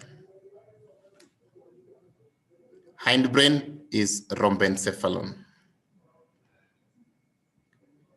When we talk of hindbrain, we are referring to pons, medulla oblongata, and the cerebellum. So that is hindbrain. Great. Those are the parts of the brain. I prefer the first naming system and reserve the second naming system when we are referring to the fetal brain, because when the brain is developing embryologically, it uses this format here. I prefer that to when describing the fetal brain, but when describing the adult brain, I prefer this other one. You can also take your preference. All of them are acceptable. So I've told you that there are three parts of the brain: the cerebrum, brainstem, and cerebellum. Let's narrow down to the cerebrum, also called the forebrain. We can divide the cerebrum into two. We have what we call the cerebral hemispheres, and you have what we call the diencephalon. These are the cerebral hemispheres. There's a right and a left cerebral hemisphere. The right and left cerebral hemisphere is connected by this structure here, labeled A, which we call the corpus callosum. The corpus callosum is the largest commissure of fiber. This is the largest commissure of fiber. I told you commissure of fibers are fibers that connect the right and the left side. Corpus callosum is the largest commissure of fiber. It connects the right and the left hemisphere. Right. So that's cerebral hemisphere. The other name given to the cerebral hemisphere is telencephalon. So when you use the term telencephalon, it refers to the cerebral hemispheres. Apart from the cerebral hemispheres, the second component of the cerebrum is diencephalon. When you talk of diencephalon, we are referring to this one. This region labeled B, that is what we called earlier the thalamus.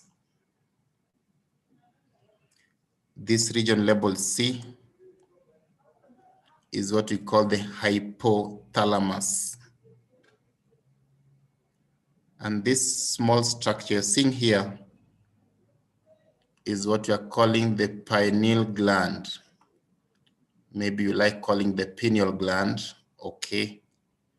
You may also call it epithalamus.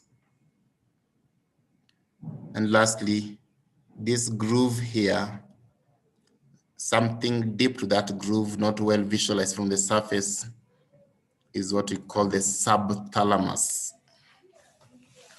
So diencephalon has four components: thalamus, hypothalamus, epithalamus, and subthalamus. Those are components of the diencephalon. For the person asking the spelling of telencephalon, just write telen, then cephalon. Telen is T-E-L-E-N, then cephalon, one word. Okay, so that is cerebrum. Let's narrow down to the cerebral hemisphere. If you take a cross section, or rather a coronal section through the cerebral hemisphere, this is what we see, the right and the left cerebral hemisphere. Each cerebral hemisphere has these components. This outer layer of gray matter is what we had called earlier the cerebral cortex. So that's the outer layer of gray matter that cover the cerebrum. That's what we are calling the cerebral cortex. This region here is called the cerebral white matter. It contains axons of neurons. The axons of neurons we'd mention would have different types depending on how they run. Projection fibers are axons which connect the cerebral cortex to regions outside the cerebral cortex. Either they're going down, descending, or they're going up, ascending, but they're all projection fibers. Connect cortex to regions outside the cortex. Association fibers connect different cortical regions within the same hemisphere. So let's say a neuron from there to there. Different cortical regions within the same hemisphere. That is association fiber. Commissural fiber connect similar cortical regions between the right and the left hemisphere. So maybe a neuron from there to there. That's a commissural fiber. And I've mentioned to you that the largest commissural fiber is this one, what we call corpus callosum. Corpus, the spelling is C-O-R-P-U-S, that is corpus, it means body. Callosum is C-A-L-L-O-S-U-M.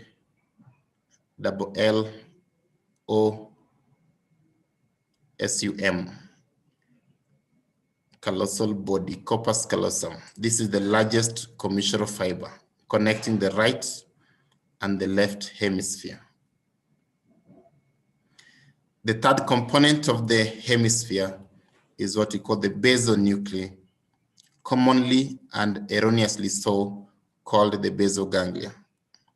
The basal nuclei refer to a group of cell bodies within the base of the hemisphere. This one labeled 2, 3, and 4.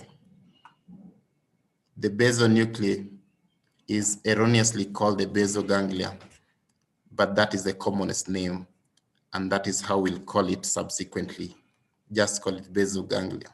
I'm saying erroneously called so because I've defined for you the meaning of a nucleus and the meaning of a ganglia.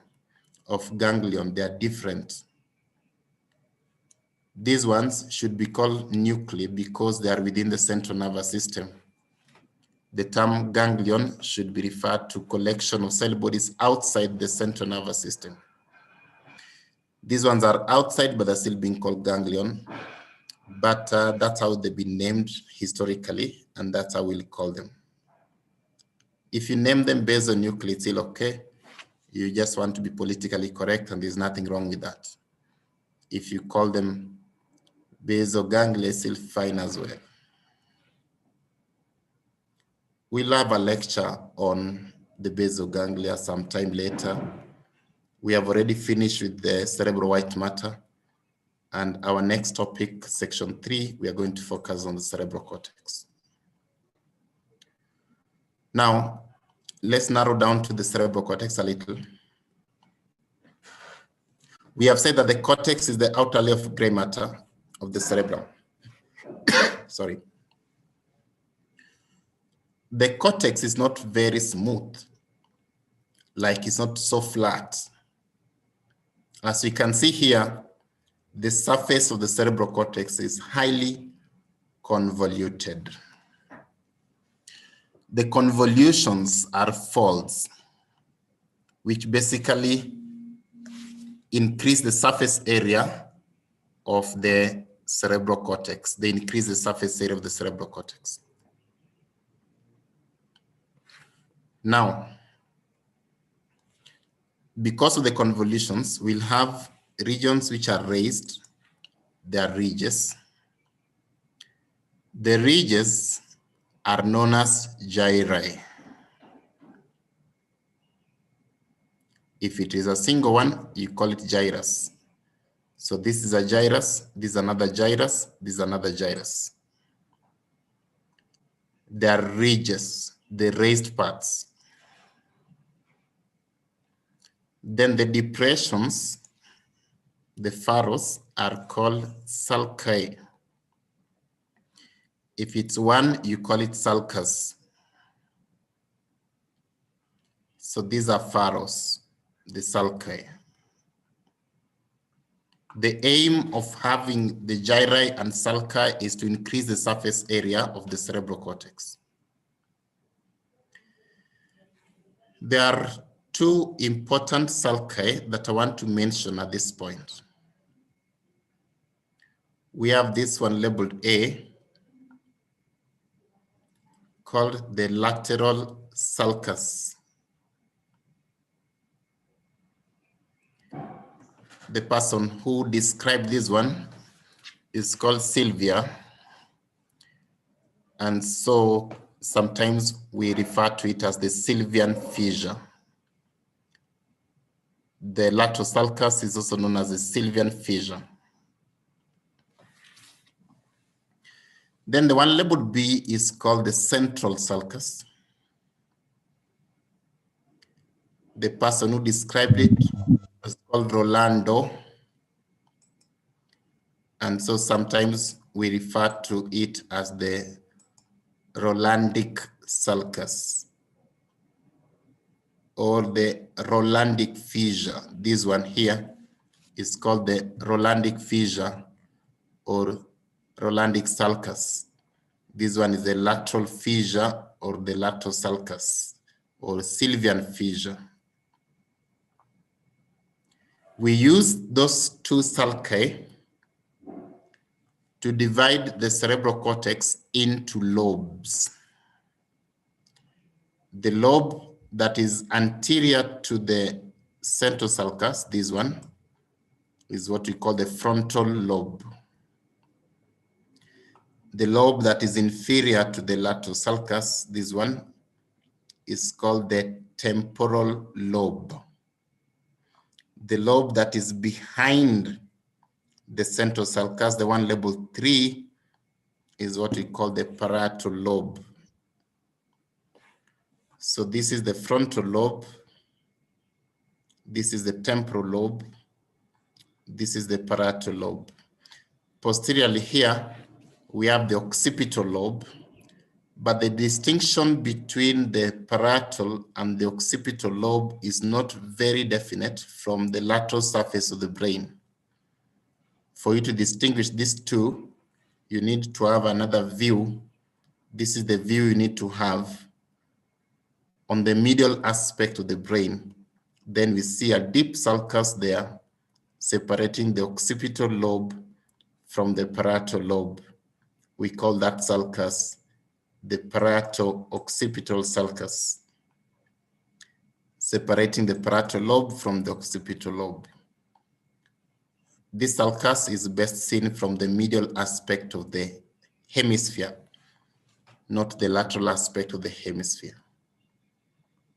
So therefore, we can conclude at this point by saying that the cerebral cortex has 4 lobes. There are 4 lobes of the cerebral cortex: frontal lobe, parietal lobe, temporal lobe, and the occipital lobe. Great. That's what I wanted you to understand. from that section, I'm presenting to you what you'd be seeing more often than the images I've shown you, because you'll now be seeing patients, and this is how the brain anatomy will be presented to you by your patients. And so I encourage you to just be going through at your own time. You just go to Google Images and just key normal MRI brain anatomy so that you familiarize yourself with the different parts of the brain. For example, on this sagittal image, this is the brain stem with midbrain, pons, medulla. This is the cerebellum. This is the corpus callosum there. This is the cerebrum. That is where we have the pituitary gland. These whitish things we are seeing within the cranial cavity represent cerebrospinal fluid within the subarachnoid space, like that one. And so you see that this one is a large subarachnoid space, so that's what you call a cistern. This is also another cistern, but this one is within the brain itself. We will give it a name. We'll call it a ventricle. Even that one is a ventricle. This is a cistern.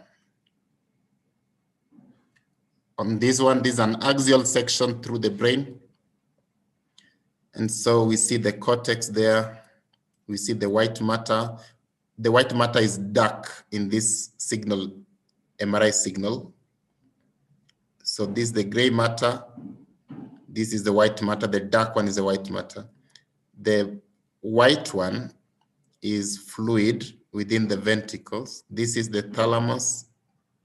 This is the basal ganglia. So two hemispheres you're seeing there. Even this one, this is the thalami. This is the brainstem. You can see the cortex there and the white matter, which is dark here. Familiarize yourself with these ones, and you can be doing it often as you can. We're done with the second section that I told you that you're going to do. So again, we'll stop there and I'll give you a few minutes break. But before the break, I'll give you an opportunity to ask questions if you do have.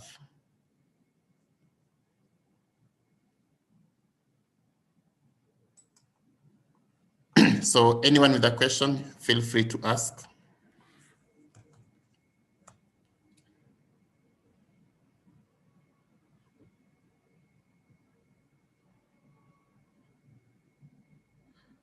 Okay, no question. So I know now you want to brew some tea. It's okay, so I'll give you a tea break of 15 minutes. It is now, okay, just a minute, Kevin. So it is now 10:15. So the next lecture, which is the last part of today's lecture, we will start at 10:30. We'll do another 1 hour. So we'll stop the lectures of today at around 11:30. Okay, so Kevin, you can ask your question. How do you say midbrain in the second MRI image? And I couldn't locate it. Sorry, the question is what? How do you say the midbrain in the second MRI image? But I couldn't locate it. Could you please repeat? In the second MRI image? Yes. You want to locate what? The midbrain. Okay. I didn't talk about the midbrain in the second MRI image. Did I? I had something like that.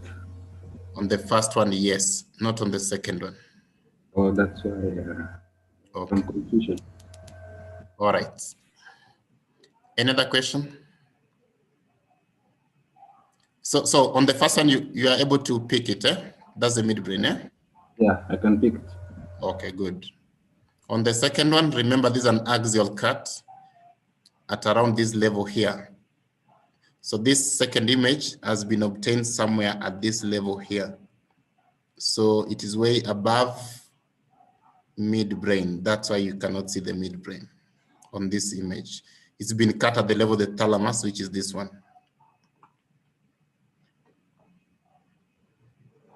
Okay. So I've got yes, Vivian? I have a relative who got an accident and the brain was affected. He lost his speech.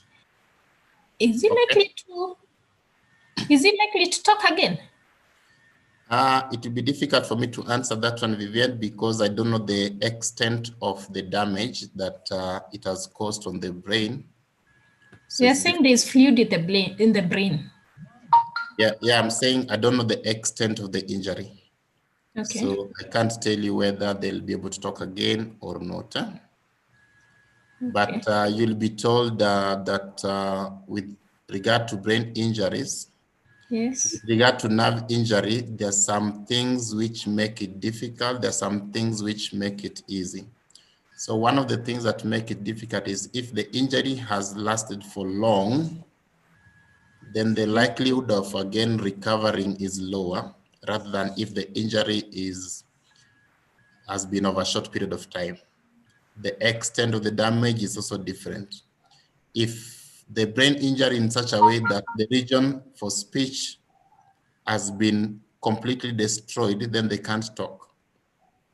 But if the injury in such a way is just some swelling edema, then it means once that edema resolves, they can talk. So it depends on what has actually caused the injury, the extent of the injury.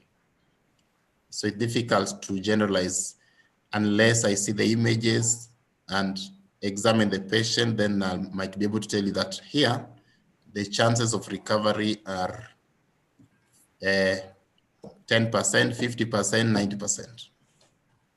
It has to be, you've already evaluated the patient and you've seen the images. You have to understand the clinical context before you give that conclusion. So, okay, thanks. very well. Okay, guys, take your break. 10:30, we meet. You'll still use the same platform.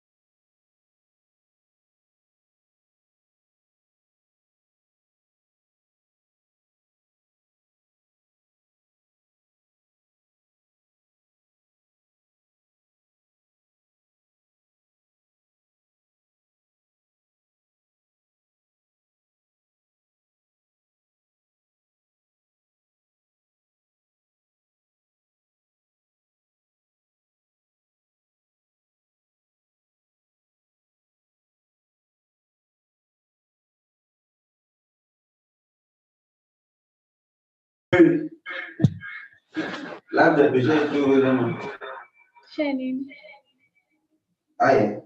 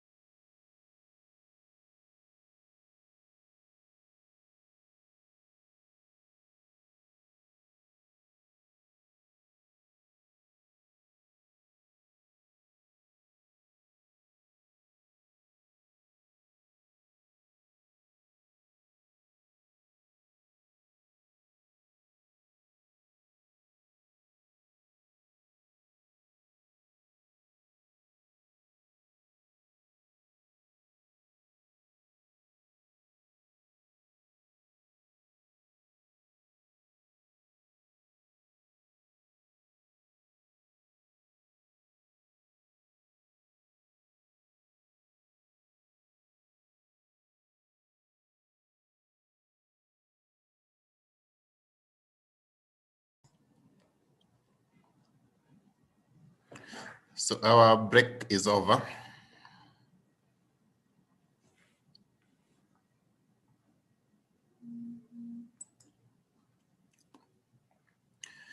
We are now going to look at the third and the last part of the lecture series I wanted us to have today. This last part is going to focus on specifically the cerebral cortex. I have entitled it Functional Localization of the Cerebral Cortex to express to you the intention, that the primary intention here is to describe different parts of the cerebral cortex and state the key roles these different parts play. This is a very important lecture on neuroanatomy. It might be slightly hard, but very important. And so I urge you to pay as much attention as possible. And if I lose you, you feel free to just stop me and I'll repeat. If you skip some concepts, it will be hard to catch up. So let's just go through it together.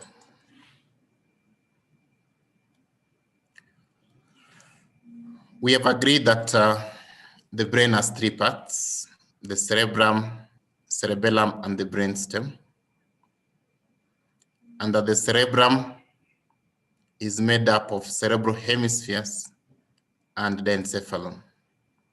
There are two cerebral hemispheres, the right and the left hemisphere. If you cut across the hemisphere in coronal section, you see three parts of the hemisphere: the cerebral cortex, cerebral white matter, and the basal ganglia. The surface of the cortex is highly convoluted. The depressions are called sulci, and the elevations are called gyri. So on this one, that is a gyrus, elevation. These are sulcus, depression.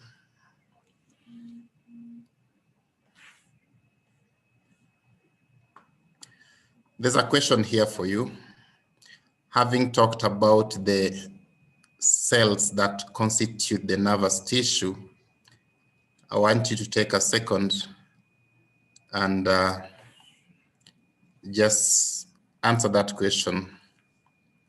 You are not answering to me.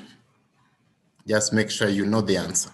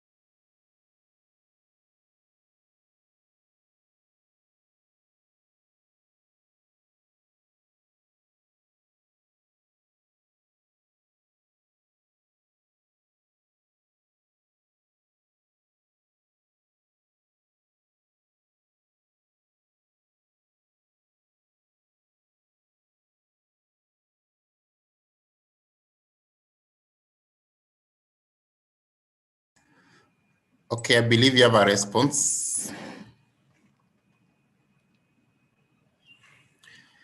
This is what you're going to learn in this section. We are going to name the major gyri in each lobe of the cerebral cortex. So we'll name those gyri. Each gyrus houses a cortex. Those cortices represent functional areas. There could be a cortical region that spans multiple gyri, that's okay. But each cortical region that has a unique function is what we are calling a cortical functional area. So we are going to again name the cortical functional areas and state the role of each cortical functional area. Because we are learning to be clinicians, we'll then work out what happens if such a region is injured. How will our patient respond? And lastly, we'll talk about the blood supply to the cerebral cortex. We've mentioned this, that the cortex has elevations called gyri and depressions called sulci, and that when you use the lateral sulcus and the central sulcus, we divide it into these lobes, frontal, temporal, parietal. If you look at the other side, you have the distinction between the parietal and the occipital lobe.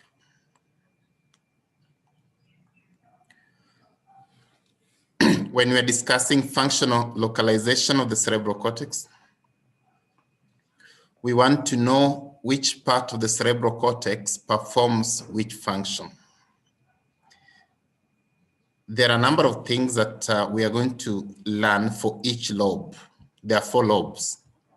For each lobe, we are going to identify the major gyri. And as you can see in this image, there are many gyri. I know you won't believe me if I tell you that the ones you're seeing here, labeled here, are maybe even less than the ones which have not been labeled. But our intention is not to name all the gyri. That is not beyond your, that is beyond your scope. In your scope, there are some gyri that you must know, and those are the ones that I'll be highlighting for you. So the ones that we'll not have talked about, it's okay for you not to know them. The ones that I've mentioned for you, we want you to know them. And there are very few that I'll actually want you to know. For each gyrus, there's a cortex that it houses. And that's what I'm calling cortical functional area. Those cortical functional areas have names. So we'll be mentioning these names as well. Someone by the name Brodmann studied the cortical functional areas of the brain and realized that there were about 52 to 56 different cortical regions within the brain. Over 50, let's call them. Now, interestingly, he decided to give them numbers. And so those are the ones that are called Brodmann numbers. So there's area number 1, area number 2, area number 5, and there are over 50. For the functional areas that I'll have chosen to highlight to you, I will also give you their Brodmann numbers. And don't panic. The ones you're going to learn are actually less than 20, in as much as they are over 50. For each cortical function area, we will state the key function of that area. So for example, if we identify this as a gyrus, then we give the name of the cortex that gyrus is housing. We give the Brodmann number of that area. We will also state the role of that area. Blue. Then beyond that,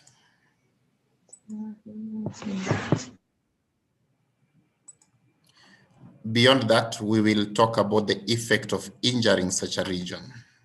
If that region is injured, how will your patient present? And that's, I'm telling you, this is a very important lecture in neuroanatomy and neurophysiology. You cannot afford to doze. If I lose you, just stop me.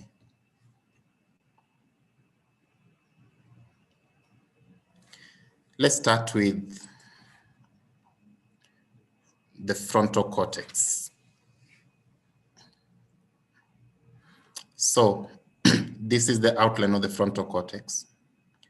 So this is the lateral sulcus. And this is the central sulcus. So this one in front here is the frontal cortex, or the frontal lobe, is the same concept. This one is the lateral surface of the frontal cortex. This other one shows us the medial surface of the frontal cortex. This is the frontal cortex. This is the front side. How do you know this is the front and not this one? You use this thing, cerebellum. The cerebellum is on the posterior aspect. So this is the frontal aspect. The other thing you can use is this one here. This is the temporal horn. The temporal horn faces forwards. So like this, the temporal horn is facing forward, so this is the frontal side. The temporal horn is facing this side, so this is the frontal side.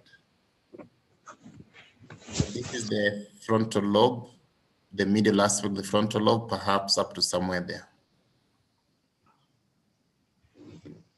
Ile sufuria kutoka juu vile naishikanga na uchungu na scrub. Please be managing your mic, and I think I should give that as a last warning. Right, so this is the medial aspect of the frontal lobe. This is the lateral aspect of the frontal lobe. There's some sulci that are within the frontal lobe. I will resist giving you any of their names so that I can keep the lecture to what is very basic for you, what is possible for you to remember and understand. So there's a sulcus here. I will avoid its name. But if you introduce a sulcus there, and already there's another sulcus here, it means that these are gyrus. This gyrus is before the central sulcus, so we call it precentral gyrus. That's the first gyrus I'm talking about in the frontal lobe. Okay. Now, there are two other sulci here, this one and that one. We can argue that these two sulci divide the rest of the frontal lobe into three regions. The region above the first sulcus, the region between the two sulci, and the region below the lower sulcus. So those regions are gyri. We have the superior frontal gyrus, middle frontal gyrus, and inferior frontal gyrus. Three gyri: superior, middle, and inferior frontal gyrus. We can also argue this way. Those three gyri meet anteriorly here. This region where they appear to be converging is known as the frontal pole. So in terms of naming gyri, I want you to remember precentral gyrus, superior frontal gyrus, middle frontal gyrus, inferior frontal gyrus, frontal pole. So far, I've mentioned for you those five.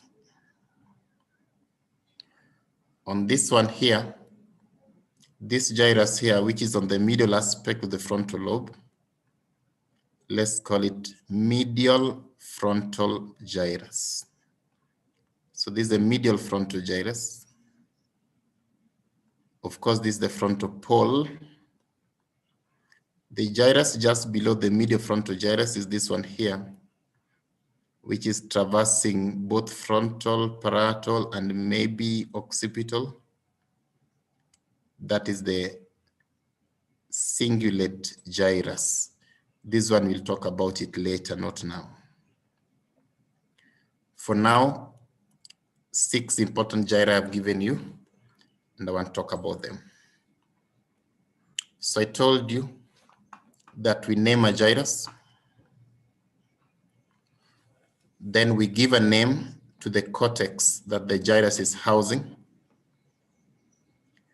We give a number to that cortical functional region.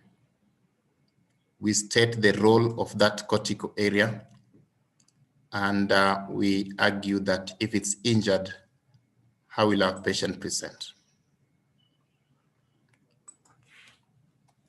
I've mentioned to you the precentral gyrus, the gyrus that is just in front of the central sulcus. The precentral gyrus houses a region we are calling the primary motor cortex.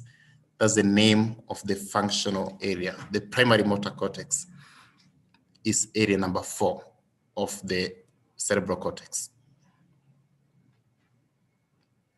The role of the primary motor cortex is to initiate voluntary movements.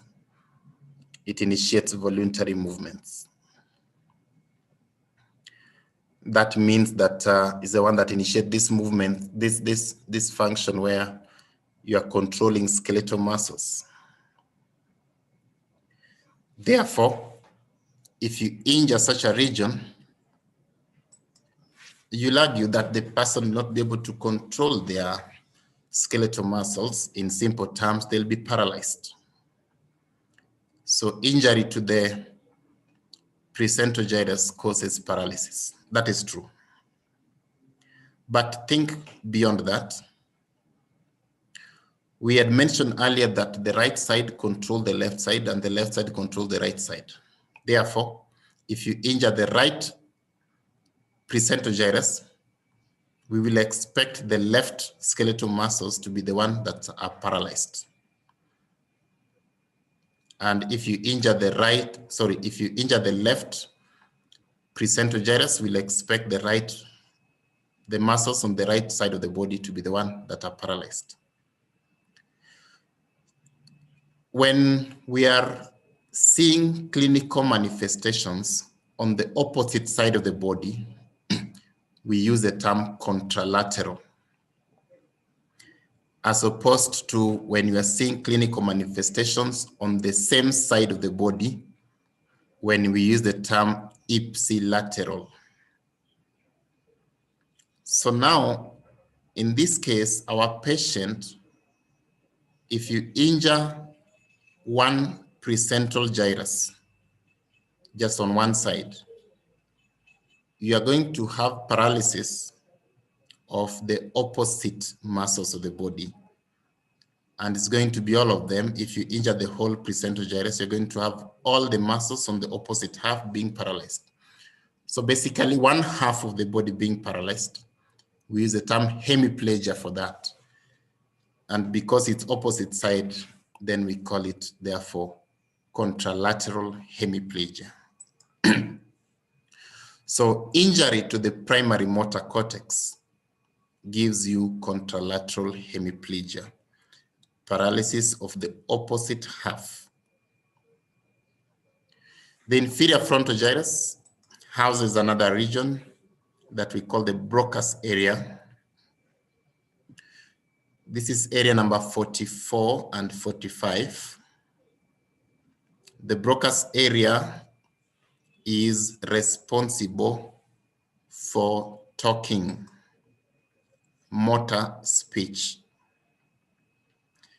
You remember the question one of you asked some time back, said that after that injury, the person was not able to talk.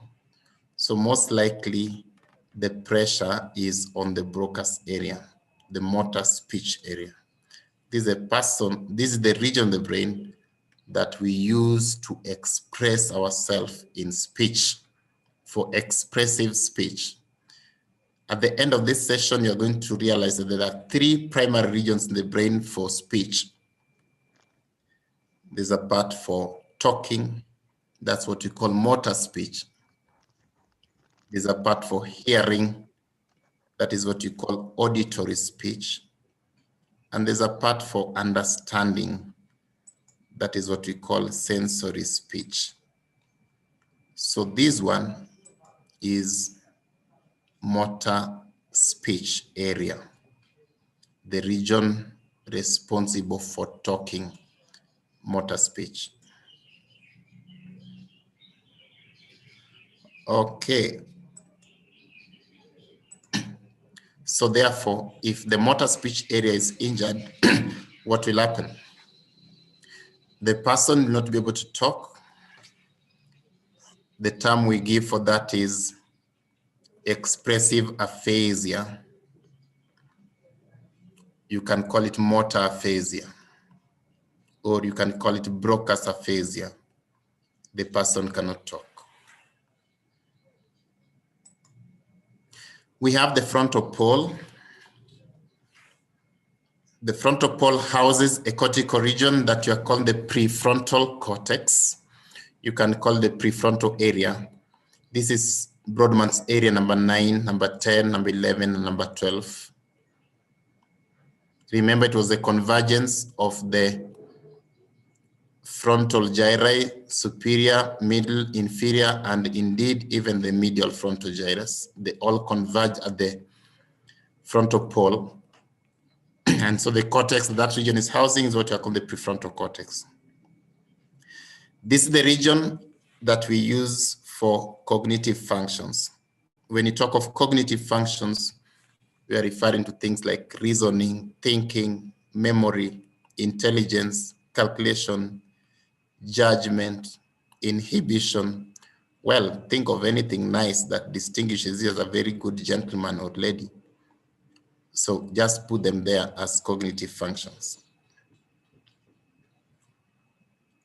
Interestingly, unlike the Broca's area, the motor speech area, which is only on one side of the brain. For example, if a person is right-handed like most of you, then the motor speech area is only on the left hemisphere, or is most likely found on the left hemisphere. And if you are left-handed, then your motor speech area is most likely on your right hemisphere. Unlike motor speech area, which is on one side of the hemisphere, the cognitive area is on both hemispheres. It is bilaterally represented. That is to mean that the prefrontal area, the cognitive areas are on both hemispheres. That means that if you injure one side, you don't completely abolish the function, but we can use the term impair. So you'll not abolish memory, you'll impair memory.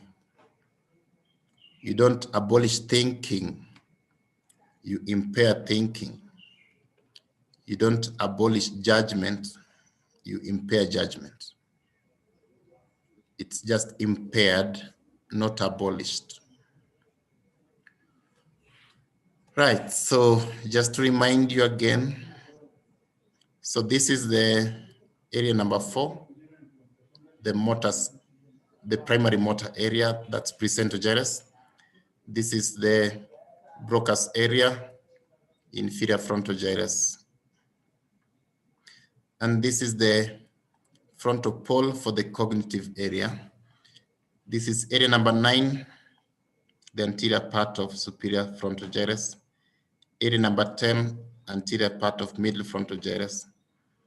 Area number 11, anterior part of inferior frontal gyrus.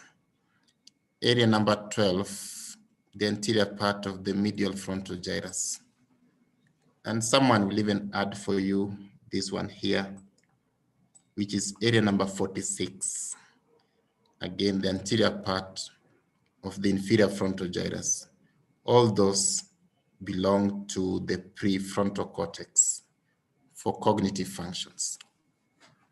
If there is any injury that affects that region, you are going to impair cognitive functions. If there's an injury that affects this part of the brain for a right-handed person, because this is the left hemisphere, it will affect speech. They'll not be able to talk because this is the Broca's area. If there's an injury that involves this part of the brain, that person will be paralyzed. This is the left hemisphere, so the muscles on the right side of the body will be paralyzed. We are still carrying on with the frontal cortex. We now want to talk about the middle frontal gyrus, the superior frontal gyrus, and the medial frontal gyrus. So middle frontal gyrus houses a cortical region known as the frontal eye field. This is area number 8. We use this region to develop horizontal conjugate gaze. Horizontal conjugate gaze is the ability of both eyes to move simultaneously within the same horizontal plane. Ability of both eyes to move simultaneously within the same horizontal plane. So for example, if you're looking at my video, if I need to see something on my right side, I love to do that. So my right eye will move and the left eye will also move. They go together in the same horizontal plane. I'm now returning them and then I'm looking at the other side.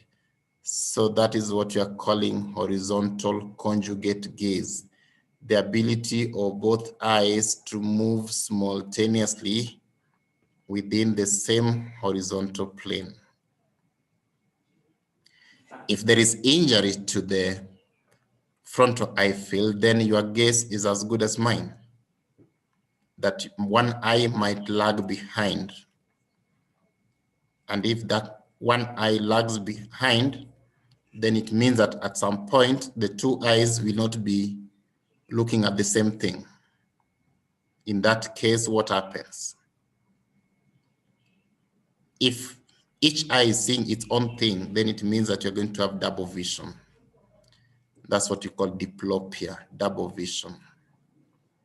So the patient will complain of double vision, although you as a clinician, when you look at that person, you're going to notice that they have a squint. Superior frontal gyrus houses a region called the premotor cortex. This is area number 6 of the cerebral cortex. Also responsible for voluntary movements. Now, premotor cortex is what we sometimes call the secondary motor cortex, or others called the motor association cortex. To distinguish it from the primary motor cortex that we mentioned earlier, this one largely associates the movements that you are doing with what you already know, so that you don't give so much of exaggerated movements. For example, if you want to pick a spoon from the table, you don't move your hand as if you want to slap your enemy, something like that. So just controlling these movements within limits of what you already learned. Therefore, injury to the premotor area will also cause paralysis of the opposite half of the muscles of the body. Medial frontal gyrus houses a region called the supplementary motor area. This is area number 24 of the brain. Again, controlling voluntary movements. The voluntary movements that the supplementary motor area controls are those movements that have a temporal sequence. After this, you know that you do this. For example, riding a bicycle, there's a temporal sequence. When you step on one foot down, the other one should be up, then they alternate like that. There's a temporal sequence. Or when you're doing a signature, there's a temporal sequence to it. After you've moved in a particular direction, you know that the next move is this one and something like that. So when it's performing those movements with a temporal sequence, the supplementary motor area is really key. Injury to the supplementary motor area will still also give you paralysis, basically. Now, those are the regions of the frontal cortex that I want to highlight. That is not to say that these are the only regions of the frontal cortex that are there, but these are the regions I want you to remember. There are many others that we've not talked about. Perhaps the ones we've not talked about are more than these ones. But this is what is within your scope. So in summary, if I was to tell you key functions of the frontal cortex, what will I say? I'll say the frontal cortex control voluntary movements. The parts that control voluntary movements are the following. This one here, primary motor cortex. This one here, the premotor cortex. This one here, the frontal eye field, and the supplementary motor area. All those control voluntary movements. Frontal cortex also controls motor speech, and this is the part that controls motor speech. We've called it the Broca's area. And lastly, frontal cortex controls cognitive functions. This is the cognitive function area number 9, 10, 11, 46, and 12 is on the middle aspect. The control cognitive function, we've called it the prefrontal cortex. Don't confuse prefrontal cortex with premotor. This is premotor cortex. This is prefrontal cortex. That is frontal cortex. I want to go to the next gyrus, the next lobe. That's the parietal cortex. So again, this is the centrosulcus. This is the lateral sulcus. So this is the parietal cortex. Look, there's a gyrus just behind the central sulcus. So we can conveniently call it the post-central gyrus. It is in the parietal cortex. Then look, there's this sulcus here within the parietal lobe. I will avoid its name, that divides the rest of the parietal lobe into two. This one here is called the superior parietal lobule, and this one here is called the inferior parietal lobule. We can keep to those three for now. Post-central gyrus, superior parietal lobule, and inferior parietal lobule. Okay, let me mention one more. Within here, within the lateral sulcus, if you were to open this, and I'll show you an image where it's been opened, there's another region there's another cortical region deep to the lateral sulcus, which we call the insular cortex. I'll give you the spelling shortly. So the parts of the parietal lobe that are next to the insular cortex can conveniently be called the parainsular region. I'll be talking about that shortly. Okay. So these are the parts of the parietal lobe that we've mentioned. The postcentral gyrus, superior parietal lobule, inferior parietal lobule, and parainsular region. Let's start with the post-central gyrus. The post-central gyrus houses a cortical region that we are calling the primary somatosensory cortex. This is area number 312. The primary somatosensory cortex is the region of the brain that we use to perceive general sensations. And basically all general sensations are perceived here. Perception of general sensations. It means that if it's injured, then you can't perceive a general sensation. You can step on that needle and you just smile. Or I can put fire on your skin and you just smile instead of cry, because you'll not feel the pain.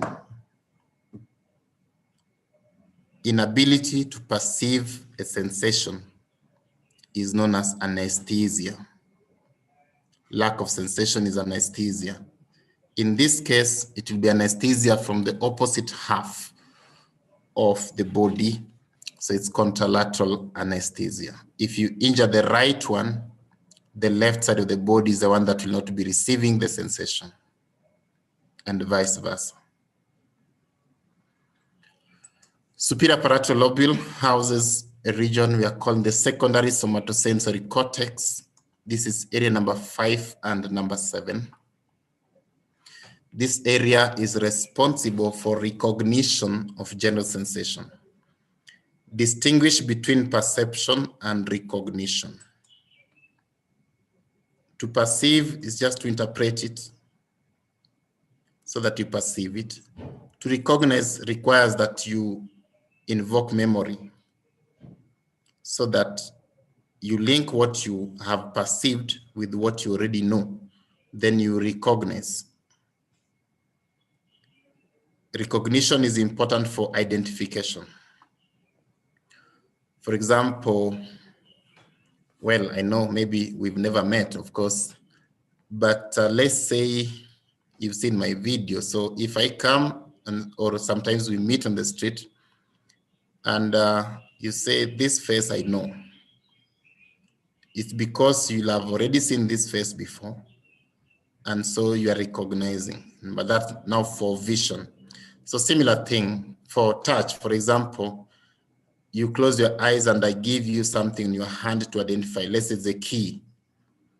So if it's a bunch of keys, you should still be able to identify it as a bunch of keys because you've seen a bunch of keys before, you've held a bunch of keys before, and it's stuck to your memory how it feels, the texture.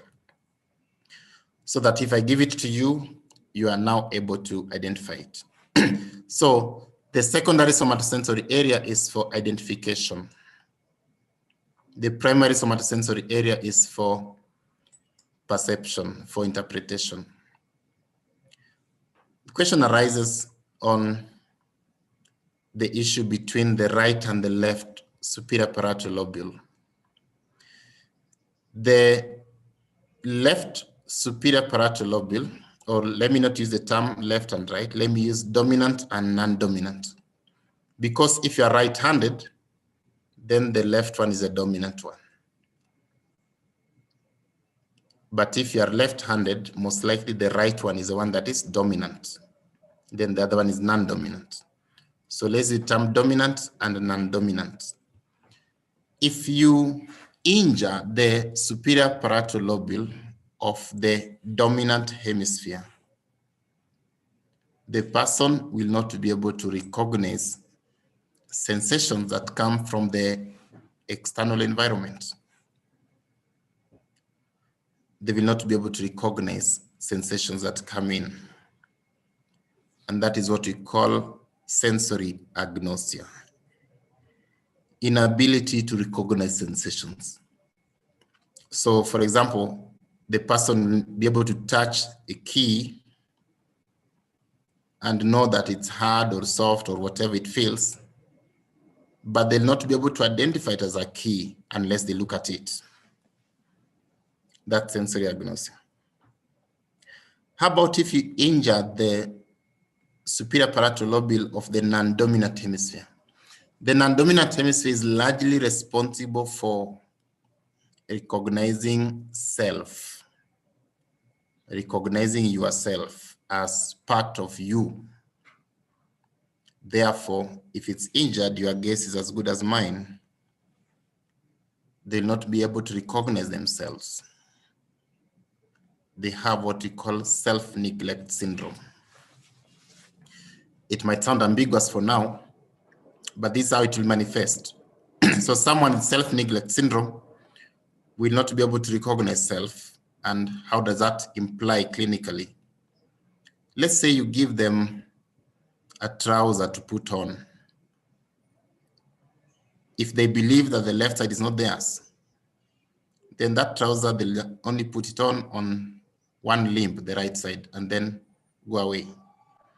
The left side is not there, so they'll not do anything on it. Tell them to comb their hair. They'll only comb on one side, the side that they believe is theirs, and the other one is not theirs, so they don't comb. So we call it self-neglect syndrome. Of course, it is bordering on being psychiatric disorder, but that's it for superior parietal lobule. The supramarginal and angular gyri, all these are part of the inferior parietal lobule. They house a region called the Wernicke's area. Wernicke's area is area number 39 and area number 40. Wernicke's area is the sensory speech area. Sensory speech is the understanding of language. I had mentioned to you earlier that there are 3 speech areas: the part for talking, the part for hearing, and the part for understanding. We have already talked about part for talking being housed by the Broca's area in the frontal lobe. Now we have talked about the part for understanding being housed by the Wernicke's area. Interestingly, Wernicke's area extends both in the parietal cortex as well as in the temporal cortex. So it is present on both parietal and temporal cortices. And I'll show you an image to that effect, just to demonstrate to you why we say so. If you have injury to the Wernicke's area, a person can talk, a person can hear, but they will not understand what they are saying. They will not understand what they are being told. They will not understand what they are reading. The Wernicke's area is for understanding both spoken as well as written language. Now, it has to be a language that you already know, of course. I can't come here, start speaking Chinese, then you don't understand, then you say you have Wernicke's injury. It has to be a language that you've already understood, a language that you already know. So if I speak to you in a language that you already know and you're not understanding in terms of comprehension, then you may question that. So you realize that Wernicke's area is a very important region for learning. And that's why if there's injury to the Wernicke's area in a child, then that child will have learning difficulties. Parainsular region represents the primary gustatory cortex. This is area number 43. The primary gustatory cortex is the area that perceives taste sensation. We use it for perception of taste sensation. So therefore, if it's injured, then you lose the sensation of taste. In other quarter, you may want to call that agustia. Agustia is loss of taste sensation. I will leave it at that for parietal cortex. There are many other regions we've not talked about, but I'll keep to these ones. I'll now give you a summary of the functions of the parietal cortex. So we can conclude by saying that the parietal cortex has 2 key functions. The parietal cortex is for perception and recognition of all types of sensations in the body, except these 3. The sensation of smell, we have not mentioned it in the parietal cortex. The sensation of hearing, and don't confuse hearing with understanding. You're talking about hearing. The region for hearing is not in the parietal cortex, and also the region for vision is not here. So this is the postcentral gyrus. That is the primary somatosensory cortex for perception of general sensations. This is the superior parietal lobule, which is for recognition of sensations. For dominant hemisphere, environmental sensations. For non-dominant hemisphere, self. This is the region we are calling the Wernicke's area. Wernicke's area extends from here, goes there. So both supramarginal and angular, they're both part of inferior parietal lobule. That's why I did not see the need of telling you those two parts. So they're all part of the inferior parietal lobule. Now, Wernicke's area is all this region here, up to somewhere there. So you realize that it is partly in the temporal lobe as well as in the parietal lobe. This is Wernicke's area. Area number 39, area number 40. So apart from perception and recognition of all sensation except those three, we've mentioned that the parietal cortex is for understanding of language, and that is the role of the Wernicke's area. That has sensory speech function. Okay, let's go to the third lobe. Okay, sorry, before we go to the third lobe, something important. There's something called the homunculus.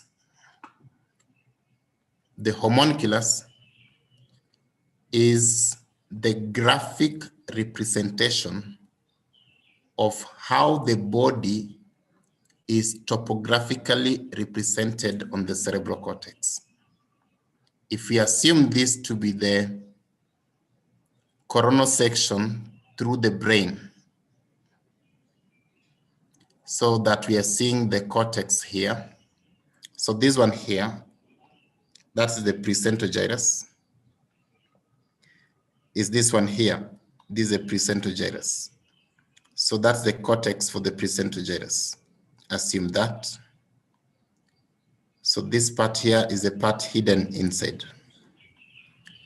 And this one here, they are color-coded blue. So this blue one represents the postcentral gyrus, this one here. So this has been drawn for simplicity. Otherwise, there was no need of drawing two of them on this side and then two of them on this side, because they mean the same thing. They represent the same thing. This is how the body is topographically represented on the cerebral cortex. So how do we interpret this? We have mentioned that the precentral gyrus, this one, is a primary motor cortex, which initiate voluntary movements. So now here, the head is represented in this part of the precentral gyrus, which means if you stimulate the neurons here, you affect the muscles in the head region, as opposed to lower limbs, which are represented on this medial aspect, as we can see here. The waist region is somewhere there. The upper limb somewhere here. The message is this, that the topographic representation of the body on the cortex does not really pay attention to the size of that body region, but rather the function required by that body region. For example, look at the part of the body, the part of the cerebral cortex that is representing the thumb, very big. Look at that, very big. Almost the same size as the part that represents the trunk, which is this one.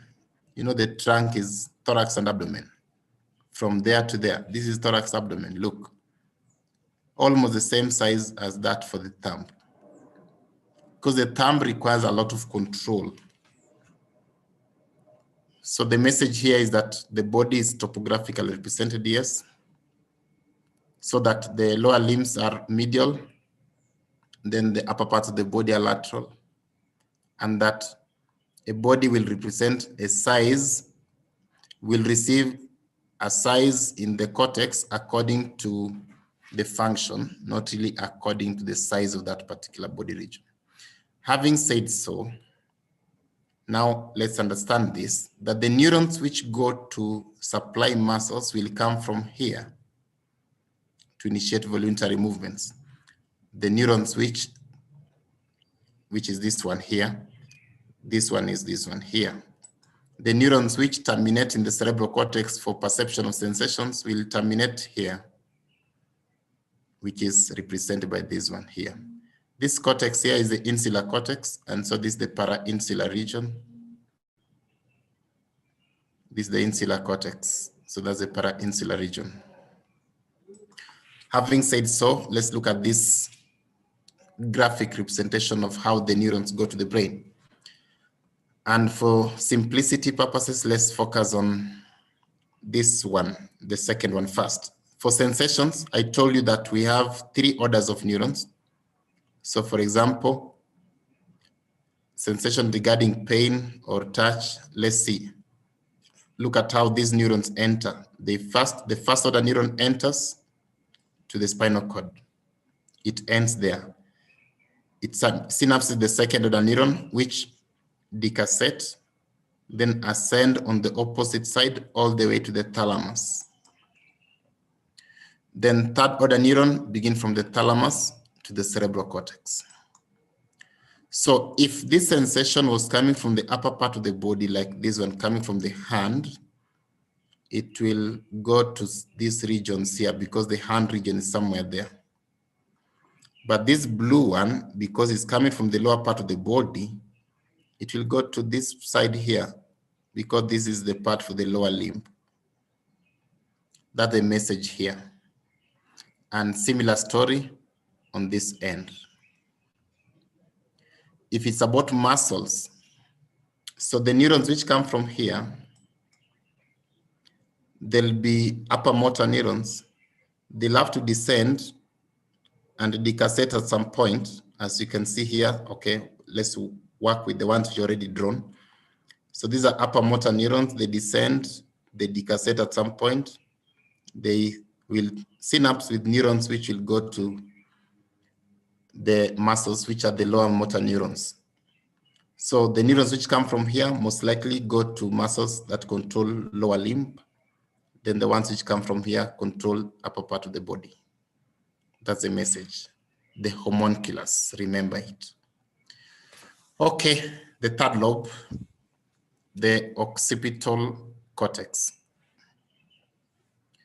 So the occipital cortex is this one here, best appreciated from the medial aspect of the brain. This is the occipital cortex. I told you that this sulcus here is called the parieto-occipital sulcus. The distinction between the parietal and the occipital lobe. This other sulcus is important. We call it the calcarine sulcus. The spelling is coming in the next slide. The calcarine sulcus. Now, which gyri do I want you to know in the occipital cortex? I want you to know the region just neighboring the calcarine sulcus. Let's call it banks of calcarine sulcus, like river bank. Banks of calcarine sulcus, both on the upper and the lower part. So let's remember that one. Then the rest of the occipital lobe, we call this one the cuneus, and we call this one the lingual gyrus. We'll work with those two. So the banks of calcarine sulcus represents the primary visual cortex, which is area number 17. This is the part of the brain that we use to perceive light. The part of the brain we use for seeing. So while in the exam, I usually see some people rubbing this part. Kama umeshindwa kufikiria, now you know the part for thinking is this side. The part for seeing is the other side. That's on a light note. Anyway, so the primary visual cortex is area number 17, represented by the banks of the calcarine sulcus. We use it for perception of light. So if it's injured, then you lose vision. That's what we call anopia, loss of vision. Both the lingual and the cuneal gyrus are visual association cortices. You can call them secondary visual cortex. Area number 18 and 19, we use this one for recognition of light. So for identifying, basically, you use it to identify objects, use it to identify faces of people you've seen, use it to identify structures that you already know. Therefore, if it's injured, then you'll not be able to recognize what you see, and that is what we want to call visual agnosia. For example, if it's your boyfriend, let's say you have injury to the visual association cortex, but the primary visual cortex is okay. If your boyfriend comes, you'll be able to see them and you know that you've seen a person. But because your visual association cortex is injured, you'll not remember that this person is your boyfriend. But maybe if they talk, you'll recognize their voice because you know their voice. So visual agnosia is the inability to recognize objects. You'll not be able to recognize faces that you already know. In summary, when you talk about the occipital cortex, just one key function stands out.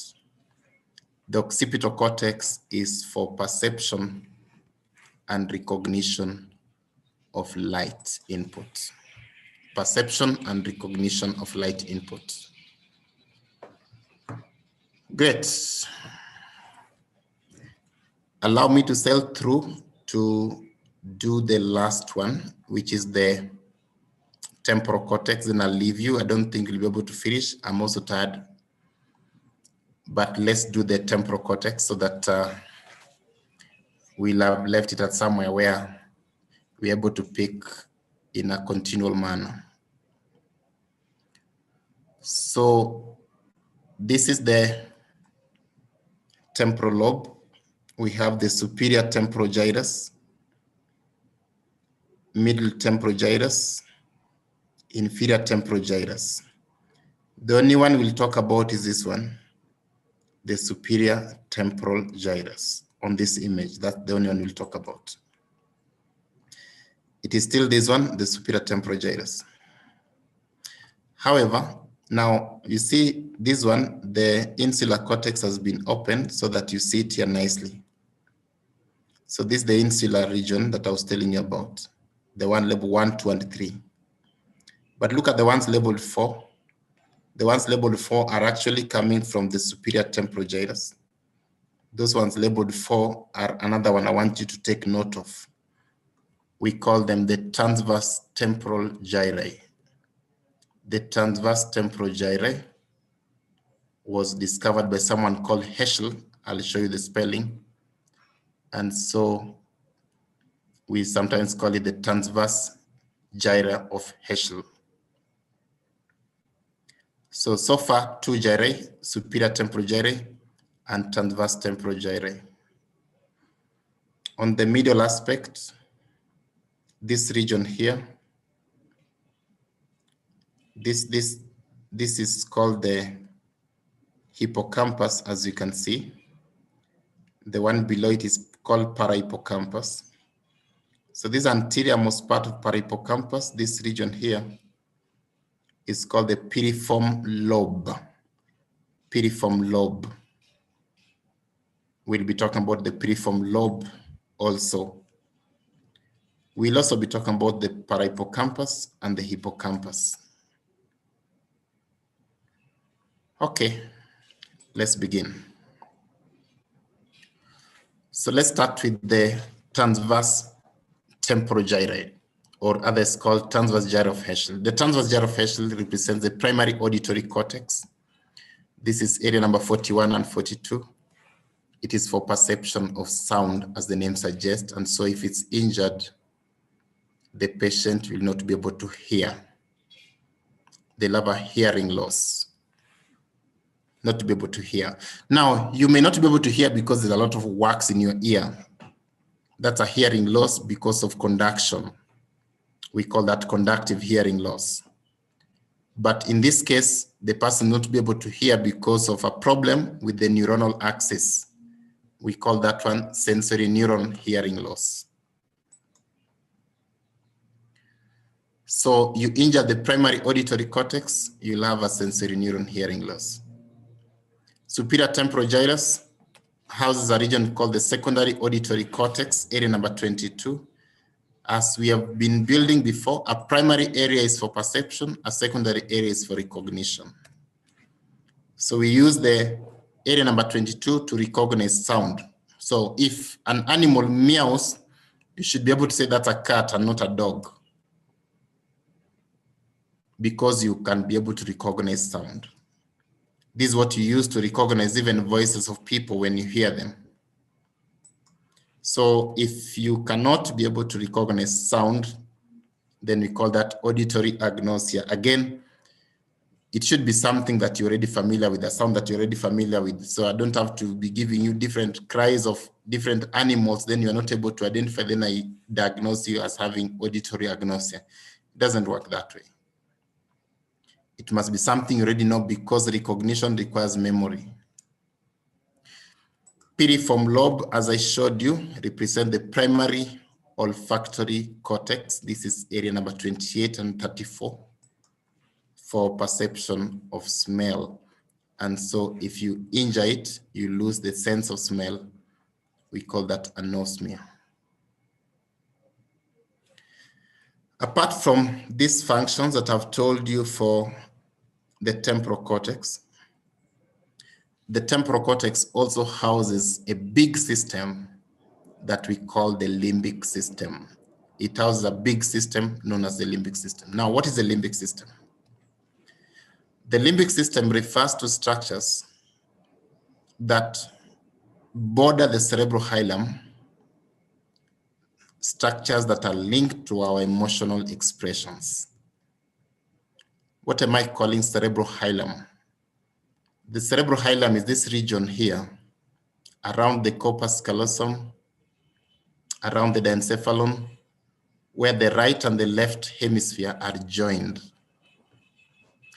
That's the cerebral hilum, the region around the corpus callosum and the encephalon, the union between the right and the left hemisphere. That's the cerebral hilum. So there's some structures around the cerebral hilum that have a role in emotions. Those structures are the ones that constitute the limbic system. The term limbic means bordering or edge. It does not refer to limb, as you may want to assume. The limbic system is present in actually all the lobes of the cerebral cortex. The reason why we are mentioning limbic system within the temporal lobe is because the temporal lobe houses most of the components of the limbic system.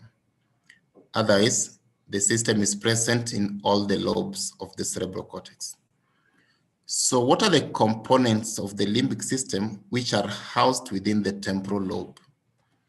We have the parahippocampus, this one.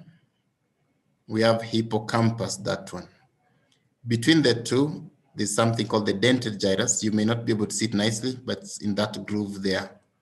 Hidden, you're not seeing it. It's not this one, and it's not this one. Now between the two. That's where the dentate gyrus is. Among other structures, over 20 different components of the limbic system within the temporal lobe. We also have structures which have limbic functions, but are not within the temporal lobe. So what are some of these structures? We have the hypothalamus. We have cingulate gyrus. This is the cingulate gyrus. As you can agree with me now, this is in the frontal lobe, and now this is in the parietal lobe. So this is cingulate gyrus. Then this is the thalamus. It also has limbic functions. And this is the fornix, this structure here. That is fornix. That structure that's curving, that's fornix. So these ones are not within the temporal lobe, but they're still parts of the limbic system. I'm showing you so that you just see that there are many parts of the limbic system. So this shows you the hypothalamus. That's hypothalamus. and this is thalamus. There's some parts of the hypothalamus that are limbic. There's some parts of thalamus which are limbic. This is the fornix. The fornix is a limbic structure. This is the cingulate gyrus, which has a limbic function. Now, this image here shows you the different components of the limbic system, and as you agree with me, we can just say there are many. And I'm not teaching you them, but all those structures shaded, labeled, all of them are components of the limbic system. Most of them are within the temporal lobe. Some of them are not within the temporal lobe. Importantly, what are the functions of the limbic system? As we've mentioned, the limbic system controls our emotional responses. Very important. The limbic system also is responsible for controlling our personality and behavior. So think about your personality. This is a center that controls personality and behavior. Limbic system is also regulating food intake. So maybe you want to say the bigger the better. No problem. It controls food intake, although it's not the only center that controls food intake. It also controls our sexual responses. Maybe now you want to say the bigger the better. Apart from that, the limbic system controls short-term memory, is a center for short-term memory. You may not believe, but these things we are learning today, most of them are just in your hippocampus today. If you don't revise, they'll just disappear. And you can see why they'll disappear. See how that information will be choked by other things which you may want to consider still important anyway. If someone disturbs you, if your father doesn't scolds you or whatever, or your boyfriend slaps you, your girl boots you, emotionally you'll be disturbed. Memory will not have a space. Or maybe if you do some affairs tonight, you will impair memory because of those things that you'll have experienced. So, moral of the story is that when you learn, the information goes to the limbic system, which is a center for short-term memory. It requires that you revise, you read again, so that this memory is transferred from being short-term memory to long-term memory. Long-term memory is in the prefrontal cortex, the higher cognitive center. That one you can keep for long. These ones you can't keep for long. So revise these ones so that can go to the higher cognitive area. Great, these are the functions of the limbic system. And therefore, I can now make a summary of the functions of the temporal cortex. Temporal cortex is for perception and recognition of sound, hearing. It also has olfactory functions, smell. It has sensory speech functions. Remember, I told you that there's a part of the Wernicke's area that also goes to the temporal, so sensory speech still. And last but not least, it has limbic functions. When you talk of limbic functions, we're thinking of emotions, personality, behavior, food intake, short-term memory, and sexual functions. That therefore summarizes the functions of the temporal cortex and indeed summarizing the functions of the 4 lobes of the cerebral cortex. I do not have the energy to continue from there. So we'll stop there for today. I will give you this one as your assignment. So listen to the assignment. You are going to read on blood supply to the brain.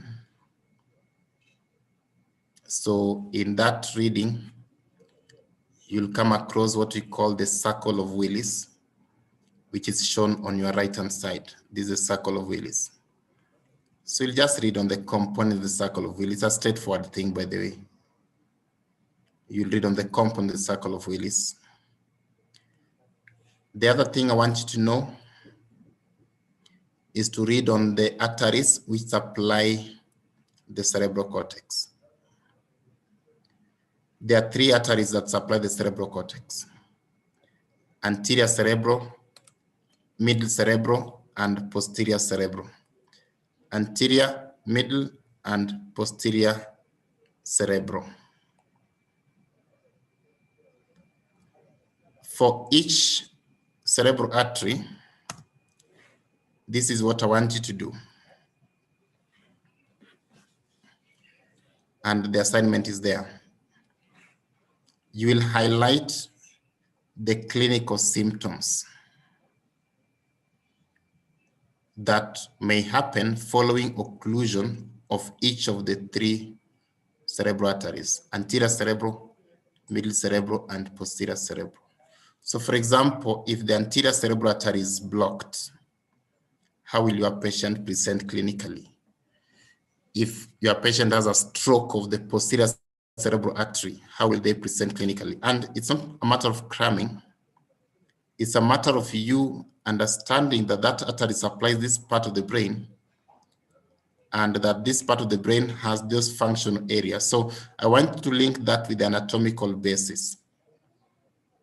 If you say that you injure middle cerebral artery and let's say you get paralysis of the upper limb, so why is it upper limb getting paralyzed and not lower limb? There must be some anatomical reason behind it. So that's what you'll do. And so we'll pick from there next time when we meet. So if you have a question, you can ask. Otherwise, I'm done for today.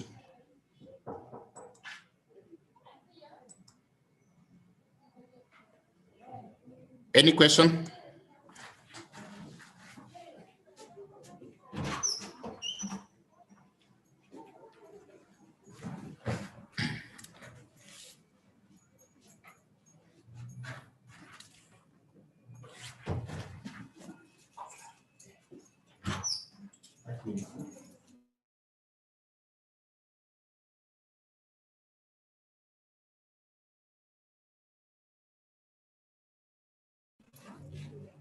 No questions, so we'll stop there.